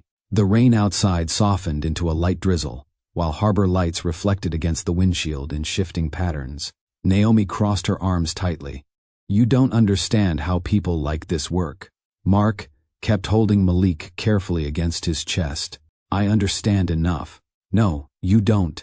Naomi shook her head quickly. These aren't normal collection agencies. Mark's expression sharpened slightly. What does that mean? Naomi hesitated, and Mark immediately noticed it. That hesitation again, the same hesitation she used every time the truth became worse than expected. He lowered his voice. Naomi, she rubbed her forehead tiredly. I borrowed from the wrong people. The sentence settled heavily between them. Mark looked toward the glowing phone screen again. The messages didn't sound professional. They sounded personal. Aggressive, like intimidation mattered more than repayment. When did this start? He asked carefully. Months ago. And they've been threatening you this whole time? Naomi looked embarrassed now. At first it was just calls. Mark listened silently. Then they started texting. She swallowed slowly. Then showing up near my job. Mark's jaw tightened instantly. They approached you at work? Naomi nodded faintly. One of them waited outside the building after my shift once. The atmosphere inside the SUV changed immediately. Mark sat straighter now. Protective instinct, fully awake. What happened? Nothing. Naomi answered quickly. He just wanted money. That's not nothing. Naomi looked out toward the harbor. I handled it. Mark stared at her for a second, then asked quietly, how long have you been surviving things alone before deciding they count as serious? That question hit her emotionally harder than she expected. Because honestly, she didn't know anymore. Struggle became normal after a while. Fear became routine. Exhaustion became personality. Naomi looked down at her hands. I didn't want help. You needed help. I know. The admission came softer this time. Mark adjusted Malik carefully against his shoulder, while the little boy slept peacefully through the tension. And suddenly, Naomi noticed something different about him. Mark wasn't reacting like a billionaire protecting an inconvenience. He was reacting like a man realizing his family had been unsafe without him knowing. That difference mattered. A lot. Mark unlocked his phone with one hand. Naomi immediately shook her head. No. He glanced toward her. No what? You're not paying them tonight. Mark looked almost offended. Naomi, I mean it. People are threatening you. And I don't want you throwing money around trying to erase guilt. The words came out sharper than intended. Mark went quiet for a second, then nodded once, slowly. Fair. Naomi blinked slightly. You're agreeing? You're right. That caught her off guard completely. Mark looked down briefly before continuing. If I make this only about money, then I learned nothing tonight.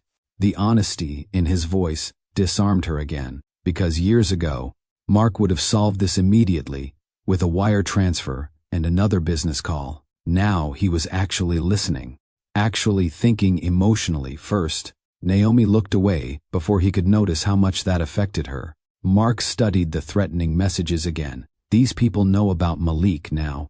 Naomi's shoulders tightened immediately.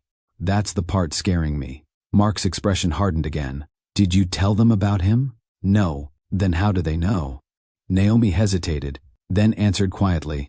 They've been watching me. A dangerous silence filled the SUV. Mark's voice lowered instantly. What do you mean, watching you? Naomi rubbed her hands together nervously. One of them mentioned Malik's daycare pickup schedule.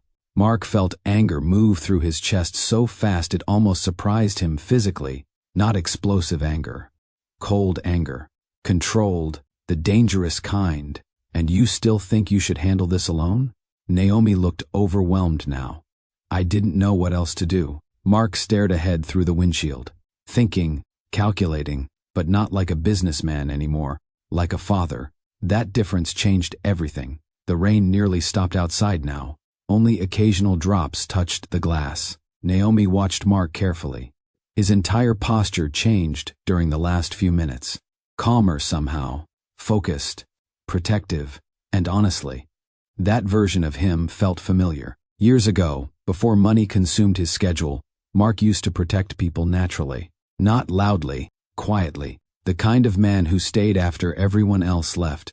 The kind of man who drove employees to hospitals himself instead of delegating compassion. That man was still here. Maybe Naomi just forgot. Mark suddenly asked, "Do they know where you live?" Naomi answered too slowly. Mark closed his eyes briefly. "Naomi, I didn't tell them directly. That's not what I asked." She looked down, and that silence answered enough. Mark exhaled sharply through his nose. "Have they come near your apartment?" "Once." His head turned toward her immediately. "What?" "They stayed outside for maybe 20 minutes.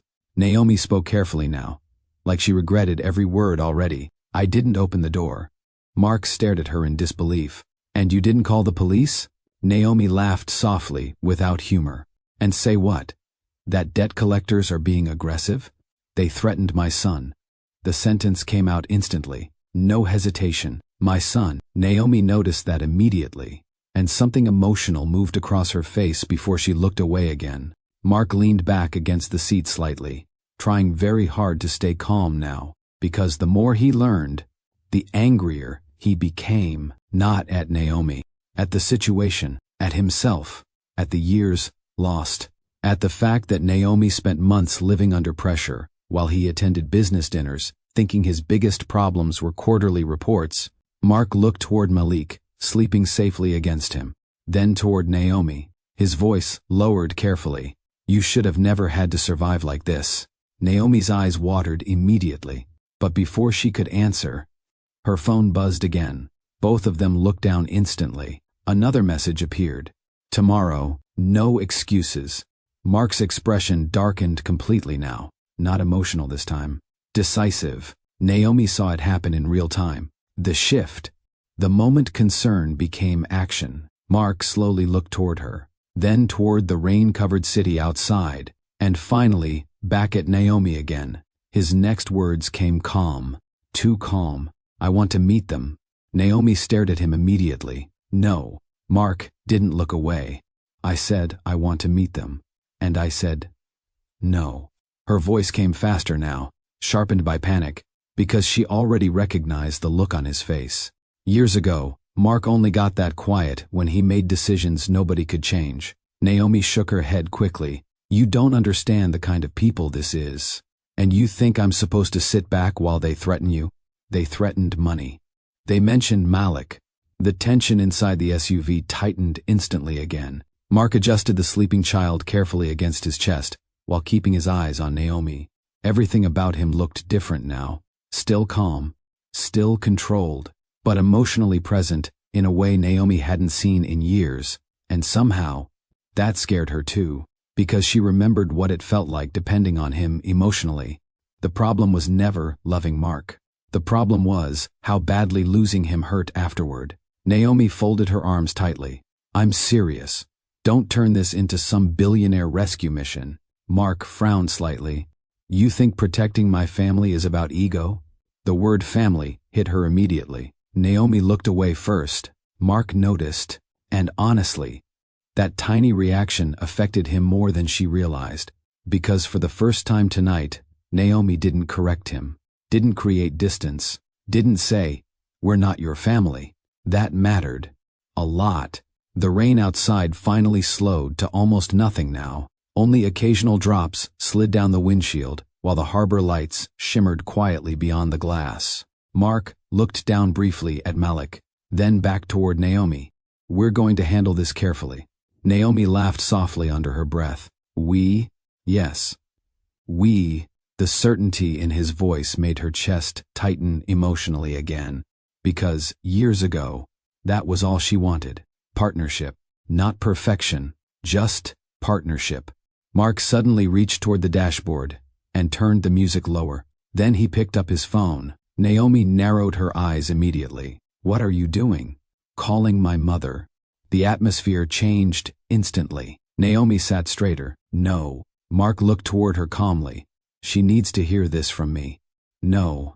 "Mark, she threatened you into disappearing with my child." Naomi rubbed her forehead tiredly. "This is not the time. It became the time 3 years ago. The firmness in his voice surprised even her, because Mark rarely challenged his mother openly, especially not emotionally. That realization hit Naomi hard. Maybe he really had changed. Mark dialed anyway. The phone rang twice, then connected. Naomi immediately looked out the window, already regretting this conversation. Mark's voice stayed calm. "Where are you?" A pause. "I'm fine too." Naomi almost smiled despite herself. Some things never changed. Mark leaned back slightly in the seat. "I need to see you tonight." Another pause. Then his expression hardened slightly. "No. It can't wait." Naomi crossed her arms tighter while staring toward the harbor. She already knew this conversation would become ugly. Mark's mother never believed Naomi fit into their world. Not openly, not loudly, but in subtle ways that slowly damaged everything. The comments, the looks, the fake politeness, the pressure to become somebody else. Mark finally ended the call after giving a location downtown, then set the phone down quietly. Naomi looked toward him immediately. "You set up a meeting?" Mark nodded once. "You don't have to do this." "Yes," he replied softly. "I do." The certainty in his tone silenced her for a moment. Malik shifted sleepily against his chest again. Mark instinctively rested a protective hand across the little boy's back, and Naomi noticed that too. Every movement Mark made now carried awareness of Malik, like fatherhood had already rooted itself inside him emotionally. The realization warmed and terrified her at the same time. About 20 minutes later, the SUV pulled beneath the covered entrance of a quiet waterfront restaurant downtown. Most of the crowd had already cleared out because of the weather. Soft lighting reflected against wet pavement, while expensive cars lined the curb nearby. Naomi immediately recognized the place. "This is where your company hosted Christmas parties." Mark glanced toward her. "I know." Naomi sighed softly. "Your mother picked this place on purpose." Mark didn't disagree. That told Naomi everything. Status mattered deeply to his mother. Image, appearance, control. Even now, Mark parked, but didn't immediately move. He looked toward Naomi carefully. "You don't have to come inside." Naomi laughed quietly. "Oh no, I'm absolutely hearing this conversation." That answer almost made him smile. Almost. Mark carefully stepped out with Malik still asleep against his chest, while Naomi followed beside him. Cold harbor air brushed against them as they entered the restaurant lobby. The hostess immediately recognized Mark. Her entire posture changed instantly. Professional smile, straightened shoulders, corporate politeness. Naomi noticed it too. She always noticed things like that. "Good evening, Mr. Carter." Mark nodded politely. "We're meeting someone." The hostess quickly guided them toward a private dining section near the windows, and the second Naomi saw Mark's mother sitting there, old tension returned immediately. Elegant black coat, perfect posture, expensive jewelry catching soft light above the table. Everything about her still looked polished, controlled, untouchable. But the second her eyes landed on Malik, sleeping against Mark's chest, that control cracked visibly, just for a second. Shock crossed her face instantly. Then came Naomi, and suddenly the air around the table felt much colder. Mark didn't sit immediately, neither did Naomi. His mother slowly stood instead. "Mark," her voice sounded careful now. Then her eyes moved toward Malik again, and something unreadable crossed her expression. Mark spoke first. "You knew." No greeting, no small talk, nothing soft. The directness surprised Naomi immediately. His mother tried recovering calmly. "This isn't the place." "No," Mark interrupted quietly. 3 years ago was the place." The silence after that sentence felt heavy enough to touch. Naomi remained standing beside him, while Malik slept peacefully against Mark's shoulder, completely unaware of the emotional storm surrounding him. His mother looked toward Naomi briefly, then back at Mark. "I was protecting your future." Mark laughed, once, cold, disbelieving. "You offered the mother of my child money to disappear. I offered stability. You offered silence." Her jaw tightened slightly. "Your company was becoming public. Your image mattered." Mark stared at her for several seconds, then slowly looked down at Malik.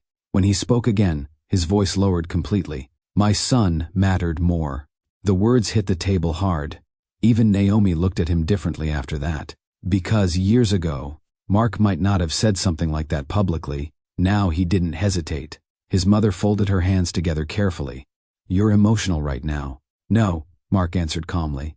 "I'm finally clear." That sentence changed something. Even Naomi felt it. Because this wasn't defensive anger anymore. This was a man finally understanding what actually mattered in his life. His mother looked toward Naomi again, and Naomi immediately recognized the old judgment returning. Not hatred, evaluation, like she was still being measured, still being weighed against status and image. Mark noticed it too, and this time, he didn't stay silent. "You will not look at her like that again." The table went completely still. His mother blinked slowly. Naomi looked shocked. Because Mark never challenged his mother this directly before. Not once during their marriage. Mark adjusted Malik carefully against his chest again, then looked his mother directly in the eyes. "She raised my son alone while I missed everything." His voice tightened slightly now, "and instead of helping her, you tried to erase them both." His mother's composure weakened slightly for the first time. "I thought I was protecting you." Mark shook his head once. "No, you were protecting appearances." The truth landed hard enough that even she couldn't interrupt immediately. Naomi watched the entire conversation silently. And honestly, part of her felt emotional seeing this, not because Mark was fighting, because he was finally listening, finally seeing her pain clearly, years too late maybe. But still, Mark looked toward Naomi briefly, then back at his mother again, and when he spoke next, every word came steady and public. "I should have chosen her sooner."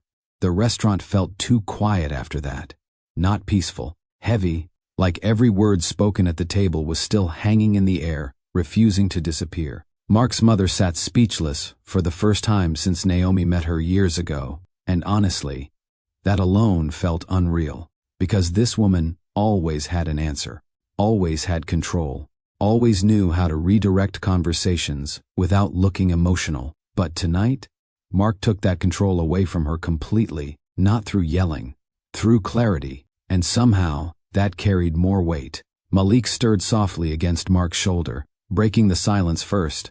The little boy made a sleepy sound and rubbed his face against Mark's coat instinctively. Mark immediately softened. His entire expression changed around him. Naomi noticed that too. The transition happened naturally now. 1 second firm and protective. The next, gentle and careful, like fatherhood had already settled into his instincts. Mark adjusted Malik slightly before finally looking toward Naomi again. "You ready to go?" Naomi blinked once. Honestly, she forgot they were still standing there. The emotional pressure from the conversation hit her harder than expected. She nodded quietly. "Yeah." Mark looked toward his mother one final time. "You owe her an apology." The older woman looked toward Naomi slowly, and for several seconds, pride visibly fought against emotion across her face. Naomi almost expected another polished excuse, another carefully worded justification. Instead, his mother lowered her eyes briefly. "I was wrong." Naomi froze, not because the apology fixed everything. It didn't. Some wounds stayed long after words ended. But hearing those 3 words after years of silent judgment still affected her emotionally. Mark's mother looked toward Malik again, then back at Naomi. "I thought success required control." Her voice sounded quieter now. "I didn't realize what it was costing my son." Mark stayed silent beside Naomi, listening, actually listening. No interruptions, no business calls, no distractions. And Naomi realized something painful in that moment. Years ago, this conversation might have saved their marriage. The thought hit her chest unexpectedly hard. Mark placed one hand gently against the middle of Naomi's back. The touch surprised her, not possessive, supportive, and honestly, that tiny gesture nearly broke her emotionally after everything tonight. They left the restaurant together quietly. Cold harbor air greeted them outside while distant traffic moved through wet downtown streets. The rain had finally stopped completely. Only leftover water shimmered against the pavement now. Mark opened the SUV door carefully, while still holding Malik. Naomi stood beside the vehicle for a second longer than necessary. trying to breathe normally again, trying to keep herself together, but tonight kept tearing emotional walls down faster than she could rebuild them. Mark noticed immediately. "You okay?" Naomi nodded too fast. He gave her a look, the same look he used years ago whenever she lied badly, and Naomi hated that he still knew her so well. Mark gently secured Malik into the back seat again before closing the door quietly. Then he turned back toward her. "You don't have to pretend with me." That sentence nearly destroyed the little emotional control she had left, because pretending was exactly how she survived the last 3 years. Pretending she wasn't exhausted, pretending she wasn't scared, pretending single motherhood didn't break her down some nights, pretending loneliness hurt less than it actually did. Naomi looked away quickly. "I'm fine." Mark stepped closer carefully. "No," he said softly. "You're tired." Something inside her cracked hearing that, not because the words were dramatic, because they were accurate.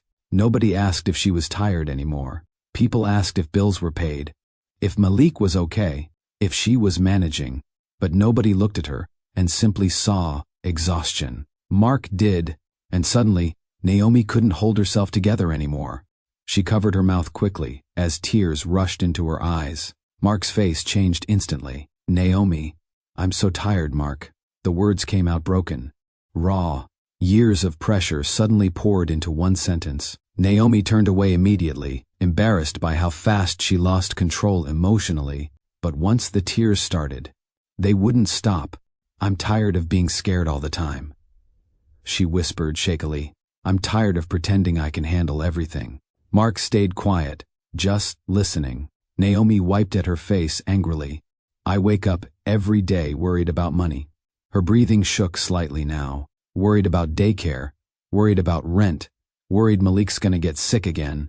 Mark felt guilt hit harder with every word. Not defensive guilt, the painful kind, because while Naomi was surviving fear daily, he was attending networking events thinking his life felt empty. Naomi laughed weakly through tears.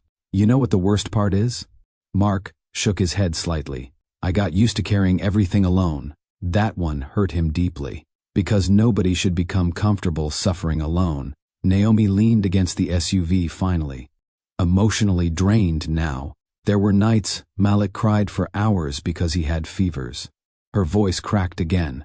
"And I'd just sit there praying I had enough money if something got worse."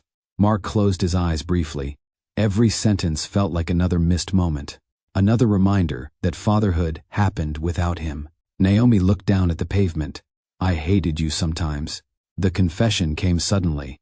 "Honest." Mark nodded slowly, once. "I know, but that was the problem," she whispered. "Because even when I hated you." Her eyes filled again. "I still missed you." The vulnerability in her voice nearly shattered him. Naomi wrapped her arms around herself tightly. "I tried so hard not to love you anymore." Mark stepped closer slowly, but he didn't interrupt, didn't defend himself, didn't explain work pressure, didn't mention business responsibilities. He simply listened, and honestly, that mattered more than Naomi expected, because during their marriage, every emotional conversation eventually competed with Mark's phone. Tonight, nothing interrupted her. Nothing. Naomi looked at him through tears. "That's all I wanted back then." Mark's chest tightened. "What?" "You." Her voice trembled softly. "Just you listening." The honesty of that moment sat between them heavily, because suddenly, the collapse of their marriage felt painfully simple. Not lack of love, lack of presence. Mark looked down briefly before speaking quietly. "I thought providing was enough." Naomi nodded through tears. "I know. That doesn't excuse it." "No," she admitted softly. "But I know your heart wasn't cruel." Mark swallowed hard, because hearing Naomi still defend his heart after everything nearly broke him emotionally. A cold breeze moved across the harbor, while traffic lights reflected across the wet street nearby. Naomi wiped her face again, embarrassed. "I probably look insane right now." Mark shook his head immediately. "You look human." That answer hit her harder than compliments ever could, because for years Naomi felt like survival turned her into somebody hardened and exhausted. Yet somehow, Mark still looked at her gently, not with pity, with love. Real love. The dangerous kind that never fully disappeared. Naomi laughed weakly under her breath. You know what scares me most? Mark waited quietly. That tonight feels too easy. He frowned slightly. What do you mean? I mean us. She looked toward him carefully now, talking like this. Laughing again. Feeling close again. Mark understood immediately. Naomi lowered her eyes briefly. I'm scared I'll believe in us again. That confession settled deep between them. Mark stepped closer slowly, close enough now that she could feel warmth from his coat against the cold air. And still, he didn't rush her, didn't pressure, didn't promise impossible things. He just looked at her carefully before answering. You won't have to beg for my attention this time.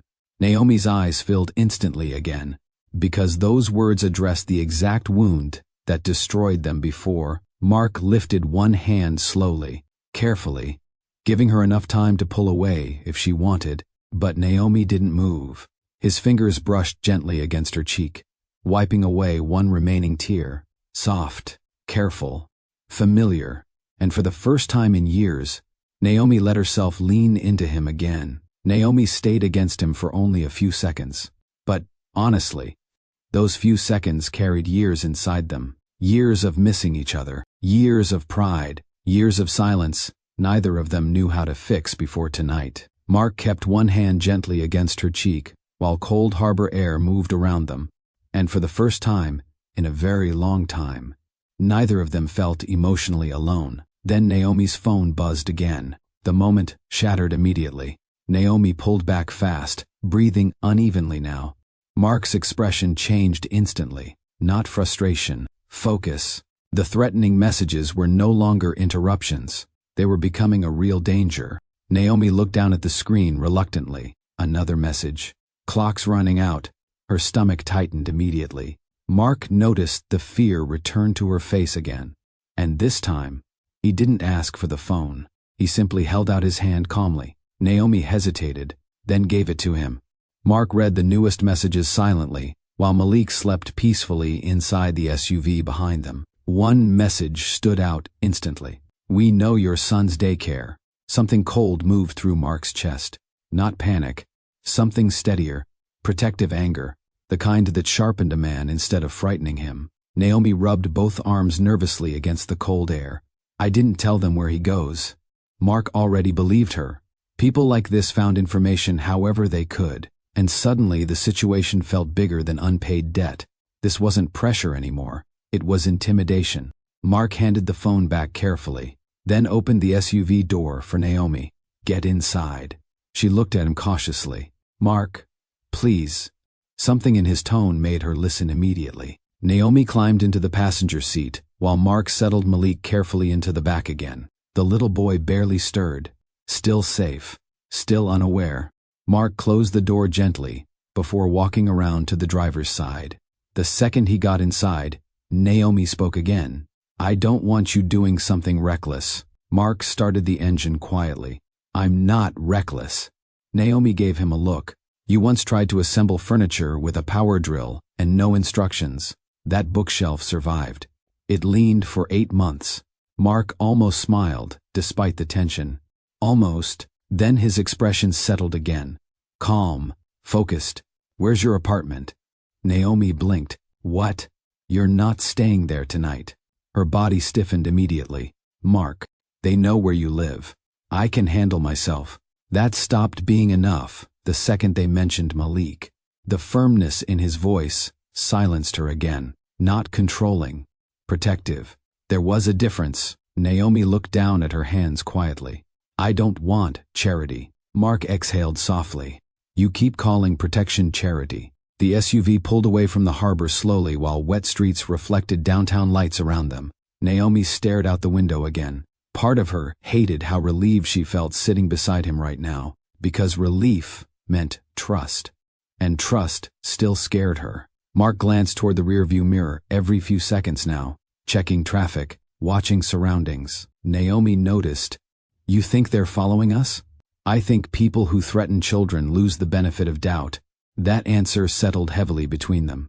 The city gradually grew quieter as they moved away from downtown traffic. Malik shifted sleepily in the back seat again. Mark immediately looked back. "You okay, little man?" Naomi noticed the change instantly. His voice softened every single time he spoke to Malik. Natural, unforced, and honestly, that affected her emotionally more than big speeches ever could. Because fatherhood wasn't becoming an idea to Mark anymore. It was becoming instinct. Naomi crossed her arms lightly. "You're already doing the dad voice." Mark glanced sideways. "The what?" "That calm voice men suddenly use around babies." "I do not have a dad voice." "You absolutely do." Mark smirked faintly. "You sound jealous." "I'm jealous of nobody with spit-up potential." That made him laugh quietly. And somehow the laughter helped the fear loosen slightly inside the SUV. Even Naomi felt herself breathe easier afterward. Mark drove for another minute before speaking again. "You know what bothers me most?" Naomi looked toward him carefully. "What?" "You really believed you had to survive all this alone." Her eyes lowered again. "I got used to not expecting people to stay." The sentence hurt more than she realized. Because Mark knew part of that was his fault, maybe most of it. He tightened one hand against the steering wheel briefly. "That changes now." Naomi looked toward him slowly. The certainty in his voice sounded different tonight. Not temporary, not emotional impulse. Grounded, and for the first time in years, Mark finally sounded like a man who understood what mattered more than work. The SUV eventually pulled beneath the underground entrance of Mark's building downtown. Tall glass towers rose above them, while security lights reflected across polished concrete walls. Naomi immediately looked uncomfortable. "You live here now?" Mark nodded once. Naomi stared upward through the windshield. "This place probably has its own zip code. It's just an apartment." Rich people always say ridiculous things casually. That earned a real smile from him this time. Mark parked carefully, before turning toward her, fully. "You and Malik stay here tonight." Naomi opened her mouth immediately. "No." "Yes." "Mark, I have full-time security downstairs, private parking access, locked elevators and cameras on every floor." Naomi crossed her arms stubbornly. "You rehearse that way too fast. I'm a CEO. Presentations happen naturally." Despite herself, Naomi laughed softly. And hearing that sound again eased something inside Mark immediately. Because fear had dominated too much of tonight already. He wanted her safe, not frightened. Mark looked toward the back seat again. Malik remained asleep peacefully. And suddenly, the reality of the moment hit him fully again. This wasn't only Naomi anymore. This was his child too. His responsibility, his family. The realization no longer scared him now. It centered him. Mark turned back toward Naomi carefully. "You don't have to carry everything by yourself anymore." Naomi stared at him silently. And this time, instead of arguing, she finally nodded. The elevator ride upstairs felt strangely quiet. Not awkward, just unfamiliar. Naomi stood beside Mark, while Malik slept against her shoulder now, tiny curls pressed against her hoodie. Soft instrumental music played overhead, while the elevator climbed toward the top floors of the building. Naomi looked down at herself briefly. Oversized hoodie, worn sneakers, tired eyes, after one of the longest nights of her life. Then she looked at Mark beside her, in his expensive charcoal coat and perfectly tailored clothes. And suddenly, old insecurities crept back again. Mark noticed immediately. "You're doing that thing again." Naomi frowned slightly. "What thing?" "Getting quiet when you start overthinking." She crossed her arms lightly. "I'm not overthinking. You used to clean aggressively when you were overthinking too." Naomi blinked. "That is not true. You reorganized an entire kitchen cabinet once because I forgot our anniversary dinner." In my defense, violence was illegal. Mark laughed quietly, and hearing that sound echo softly inside the elevator warmed something inside Naomi, despite herself. The doors opened into a private hallway moments later. Floor-to-ceiling windows overlooked Baltimore's harbor, while soft city lights stretched across the distance outside. Naomi stepped into the penthouse slowly, and immediately stopped walking, not because of luxury, because the apartment didn't feel cold the way she expected. There were books everywhere, records stacked beside a turntable, a hoodie tossed carelessly across the couch, framed photos of Mark's father near the shelves. The place looked lived in, lonely, but lived in. Mark noticed her looking around. It's not as dramatic as people expect. Naomi glanced sideways. You own a piano. I don't know how to play it. Then why buy it? It looked emotionally intelligent. Naomi burst out laughing unexpectedly. Mark smirked slightly. See? Rich people can be funny. You're still annoying. Fair. The warmth between them felt easier tonight. Less fragile. Like both of them were finally too emotionally exhausted to keep pretending they didn't still care deeply about each other. Mark gently took Malik from Naomi's arms. I'll put him in the guest room. Naomi watched him carefully. The way he supported Malik's head instinctively now. The way he walked slower carrying him. The way his entire body softened around the little boy. And honestly, that image affected her deeply.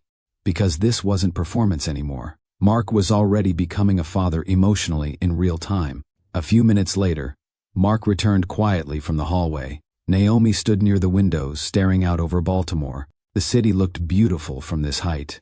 But, somehow, she still missed the tiny apartment they once shared years ago. Back before success complicated everything. Mark loosened his tie again while walking toward the kitchen. You hungry? Naomi looked toward him suspiciously. Can you cook now? I could always cook. You burned grilled cheese twice. That pan was defective. Naomi laughed softly under her breath. There's no way rich people buy normal excuses. Mark opened the refrigerator dramatically. I'll have you know billionaires suffer too. You own sparkling water that costs $14. It's imported. Naomi shook her head, smiling. Exactly my point. The teasing came naturally now. Easy, comfortable, and honestly. That scared Naomi emotionally because it reminded her too much of the early days, before everything fell apart. Mark pulled ingredients from the refrigerator while speaking casually. I have an event tomorrow night. Naomi leaned lightly against the kitchen counter. What kind of event? Corporate charity gala. Naomi immediately groaned. Oh God. Mark laughed quietly. That reaction was aggressive. Those events used to drain my soul. I remember. Naomi folded her arms. Women pretending to compliment each other while secretly competing. That still happens. And men discussing money like it's a personality trait. That definitely still happens. Naomi smiled faintly. Then her expression shifted slightly. You're probably supposed to show up with somebody impressive. Mark looked toward her while cutting vegetables. I am. The directness in his answer caught her off guard. Naomi blinked slowly. Mark, I'm serious. He leaned lightly against the counter now. You know what I'm tired of? What? Pretending my real life doesn't exist. The sincerity in his voice changed the atmosphere again. Naomi looked down briefly. Your board members won't love that. I don't care. You used to care. I used to think success depended on approval. His voice lowered slightly now. Tonight changed a lot of things. Naomi stayed quiet. Because honestly, she believed him. That was the dangerous part. Mark looked toward the hallway where Malik slept. Then back at Naomi again. For years, I kept building bigger things while my actual life fell apart. The honesty in his voice hit hard. Not dramatic. Real. I'm done hiding what matters. Naomi felt emotion rise unexpectedly inside her chest again. Because she remembered another version of Mark, years ago. The man who used to dream out loud about building a family someday, not an empire. A family. Success slowly buried that version of him. But tonight, that man was finally resurfacing. Mark suddenly smirked slightly. You know what's funny? Naomi narrowed her eyes immediately. That expression usually means trouble. You always said I cared too much about what rich people thought. You absolutely did. Mark nodded once. You were right. Naomi blinked. You admitted that suspiciously fast. I'm growing. Terrifying. Mark laughed quietly again. Then his phone buzzed against the counter.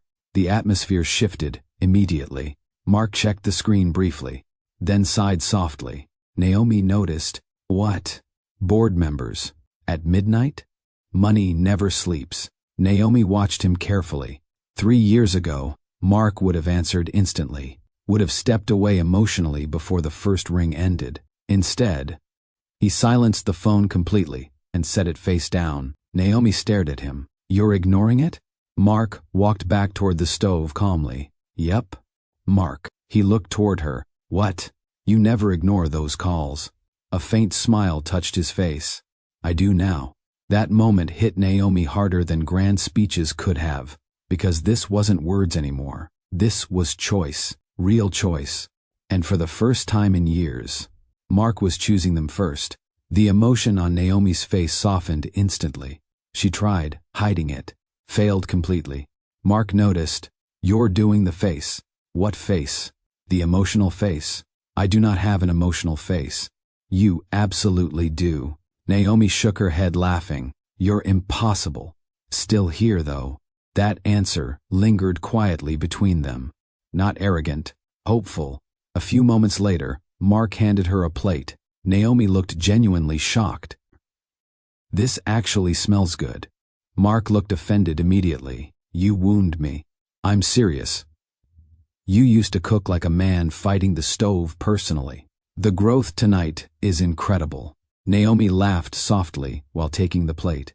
And for one brief second, standing together in that kitchen felt painfully familiar, like pieces of their old life quietly finding each other again. Mark leaned against the counter, watching her take the first bite. Naomi blinked slowly. Oh wow, there it is. What? The face of somebody realizing I'm talented. Naomi pointed her fork toward him. Don't ruin this moment with ego. Mark smiled, and honestly, it was the calmest either of them had felt in years. Then quietly, without looking away from him, Naomi asked, You'd really bring us tomorrow? Mark didn't answer immediately, not because he was unsure, because he wanted Naomi to hear the truth clearly when he said it.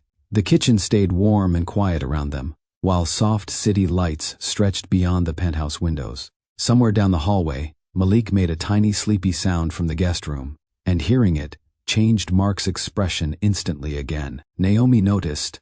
She noticed everything. Mark looked toward the hallway briefly before answering her question. You and Malik aren't something I hide anymore. The words settled deep between them. Not flashy, not dramatic, certain. Naomi looked down at the plate in her hands for a second, because suddenly her chest felt too tight emotionally. 3 years ago, she would have given anything to hear him say something like that publicly. Back then, everything felt separated.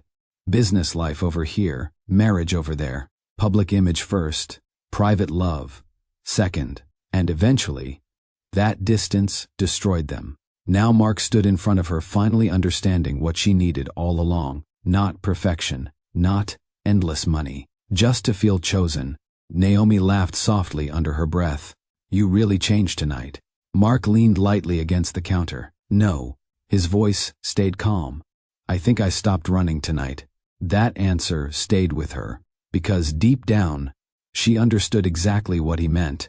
For years, Mark ran toward success so hard that he stopped noticing what he was leaving behind emotionally.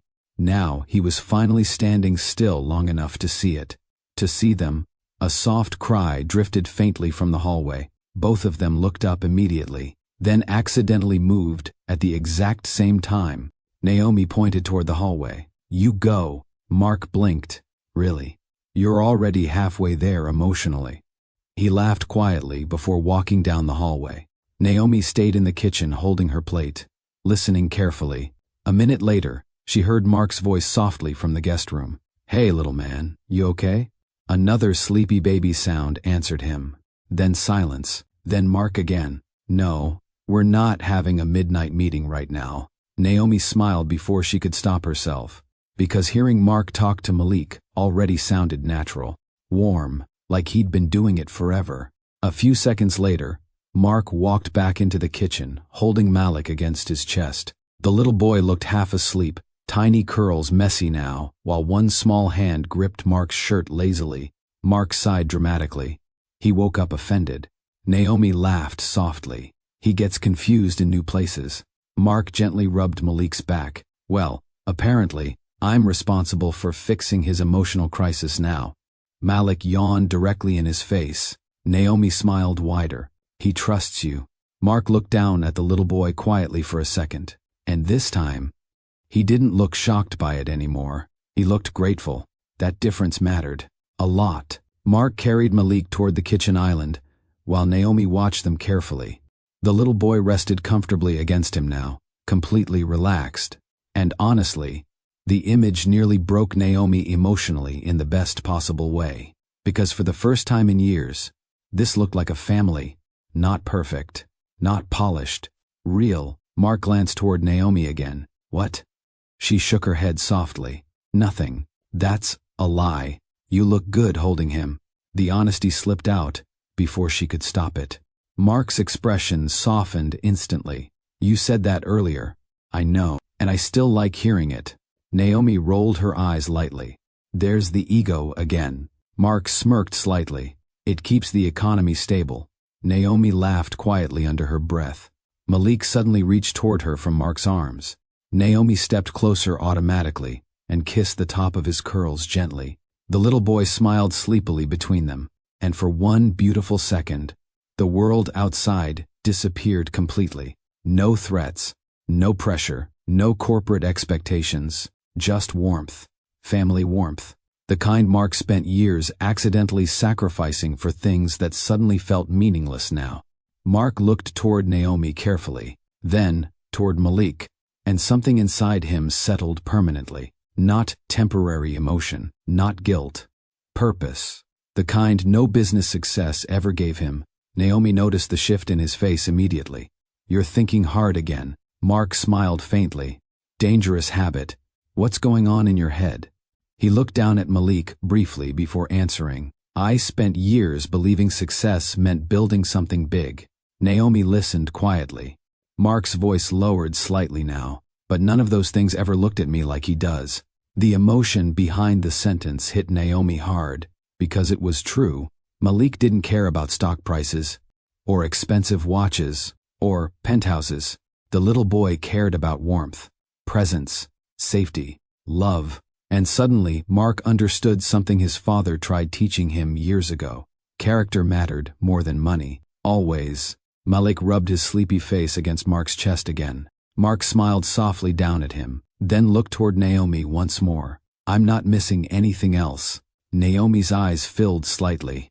Not from sadness this time. Relief. Because she believed him now. Not completely without fear. The past still existed. But tonight, Mark consistently chose them over everything else. The phone calls, the pressure, the image, the expectations. Again and again. He chose them. Naomi stepped closer, slowly. Close enough that her shoulder brushed lightly against his arm while Malik rested between them. And honestly, that small moment felt more intimate than grand romantic gestures. Because peace had finally entered the room, real peace. The kind built through honesty instead of appearances. Mark glanced down toward her quietly. You know something? What? You still steal all my fries. Naomi looked offended immediately. I absolutely do not. You stole at least 7 fries on our first date. They looked lonely. Mark laughed softly. There she is. Who? The woman I fell in love with. The warmth in his voice made Naomi look away briefly. Still shy around sincerity after all these years. That made Mark smile even more. Outside, Baltimore's skyline glowed quietly beneath the fading storm clouds. Inside the penthouse, the kitchen lights reflected softly across the counters while Malik slowly drifted back asleep between them. And honestly, life suddenly felt very simple. Not easy, but simple. Love people properly. Show up, listen, protect what matters. Everything else came second. Mark rested his cheek lightly against the top of Malik's curls for one quiet second, then looked toward Naomi again. No business voice, no distance, no emotional walls, just him. Finally him, and Naomi realized something beautiful in that moment. The richest thing about Mark was never his money. It was his heart once he stopped hiding it. Sometimes the people we love are not asking for perfection. They're asking to feel chosen, to feel heard, to feel important in a world constantly demanding attention elsewhere. Mark spent years chasing success while the people he loved quietly waited for his presence. And when he finally stopped running long enough to look around, he discovered the life he truly wanted had been standing right in front of him all along. A woman who never stopped loving him. A little boy who trusted him instantly. A family he almost lost. But this time, Mark wasn't going to let go again. And if this story touched your heart, don't forget to like, comment, and subscribe to Mr. Obama Stories for more unforgettable American stories about love, family, redemption, and second chances. Because here, every story has a meaning, and every meaning has a story.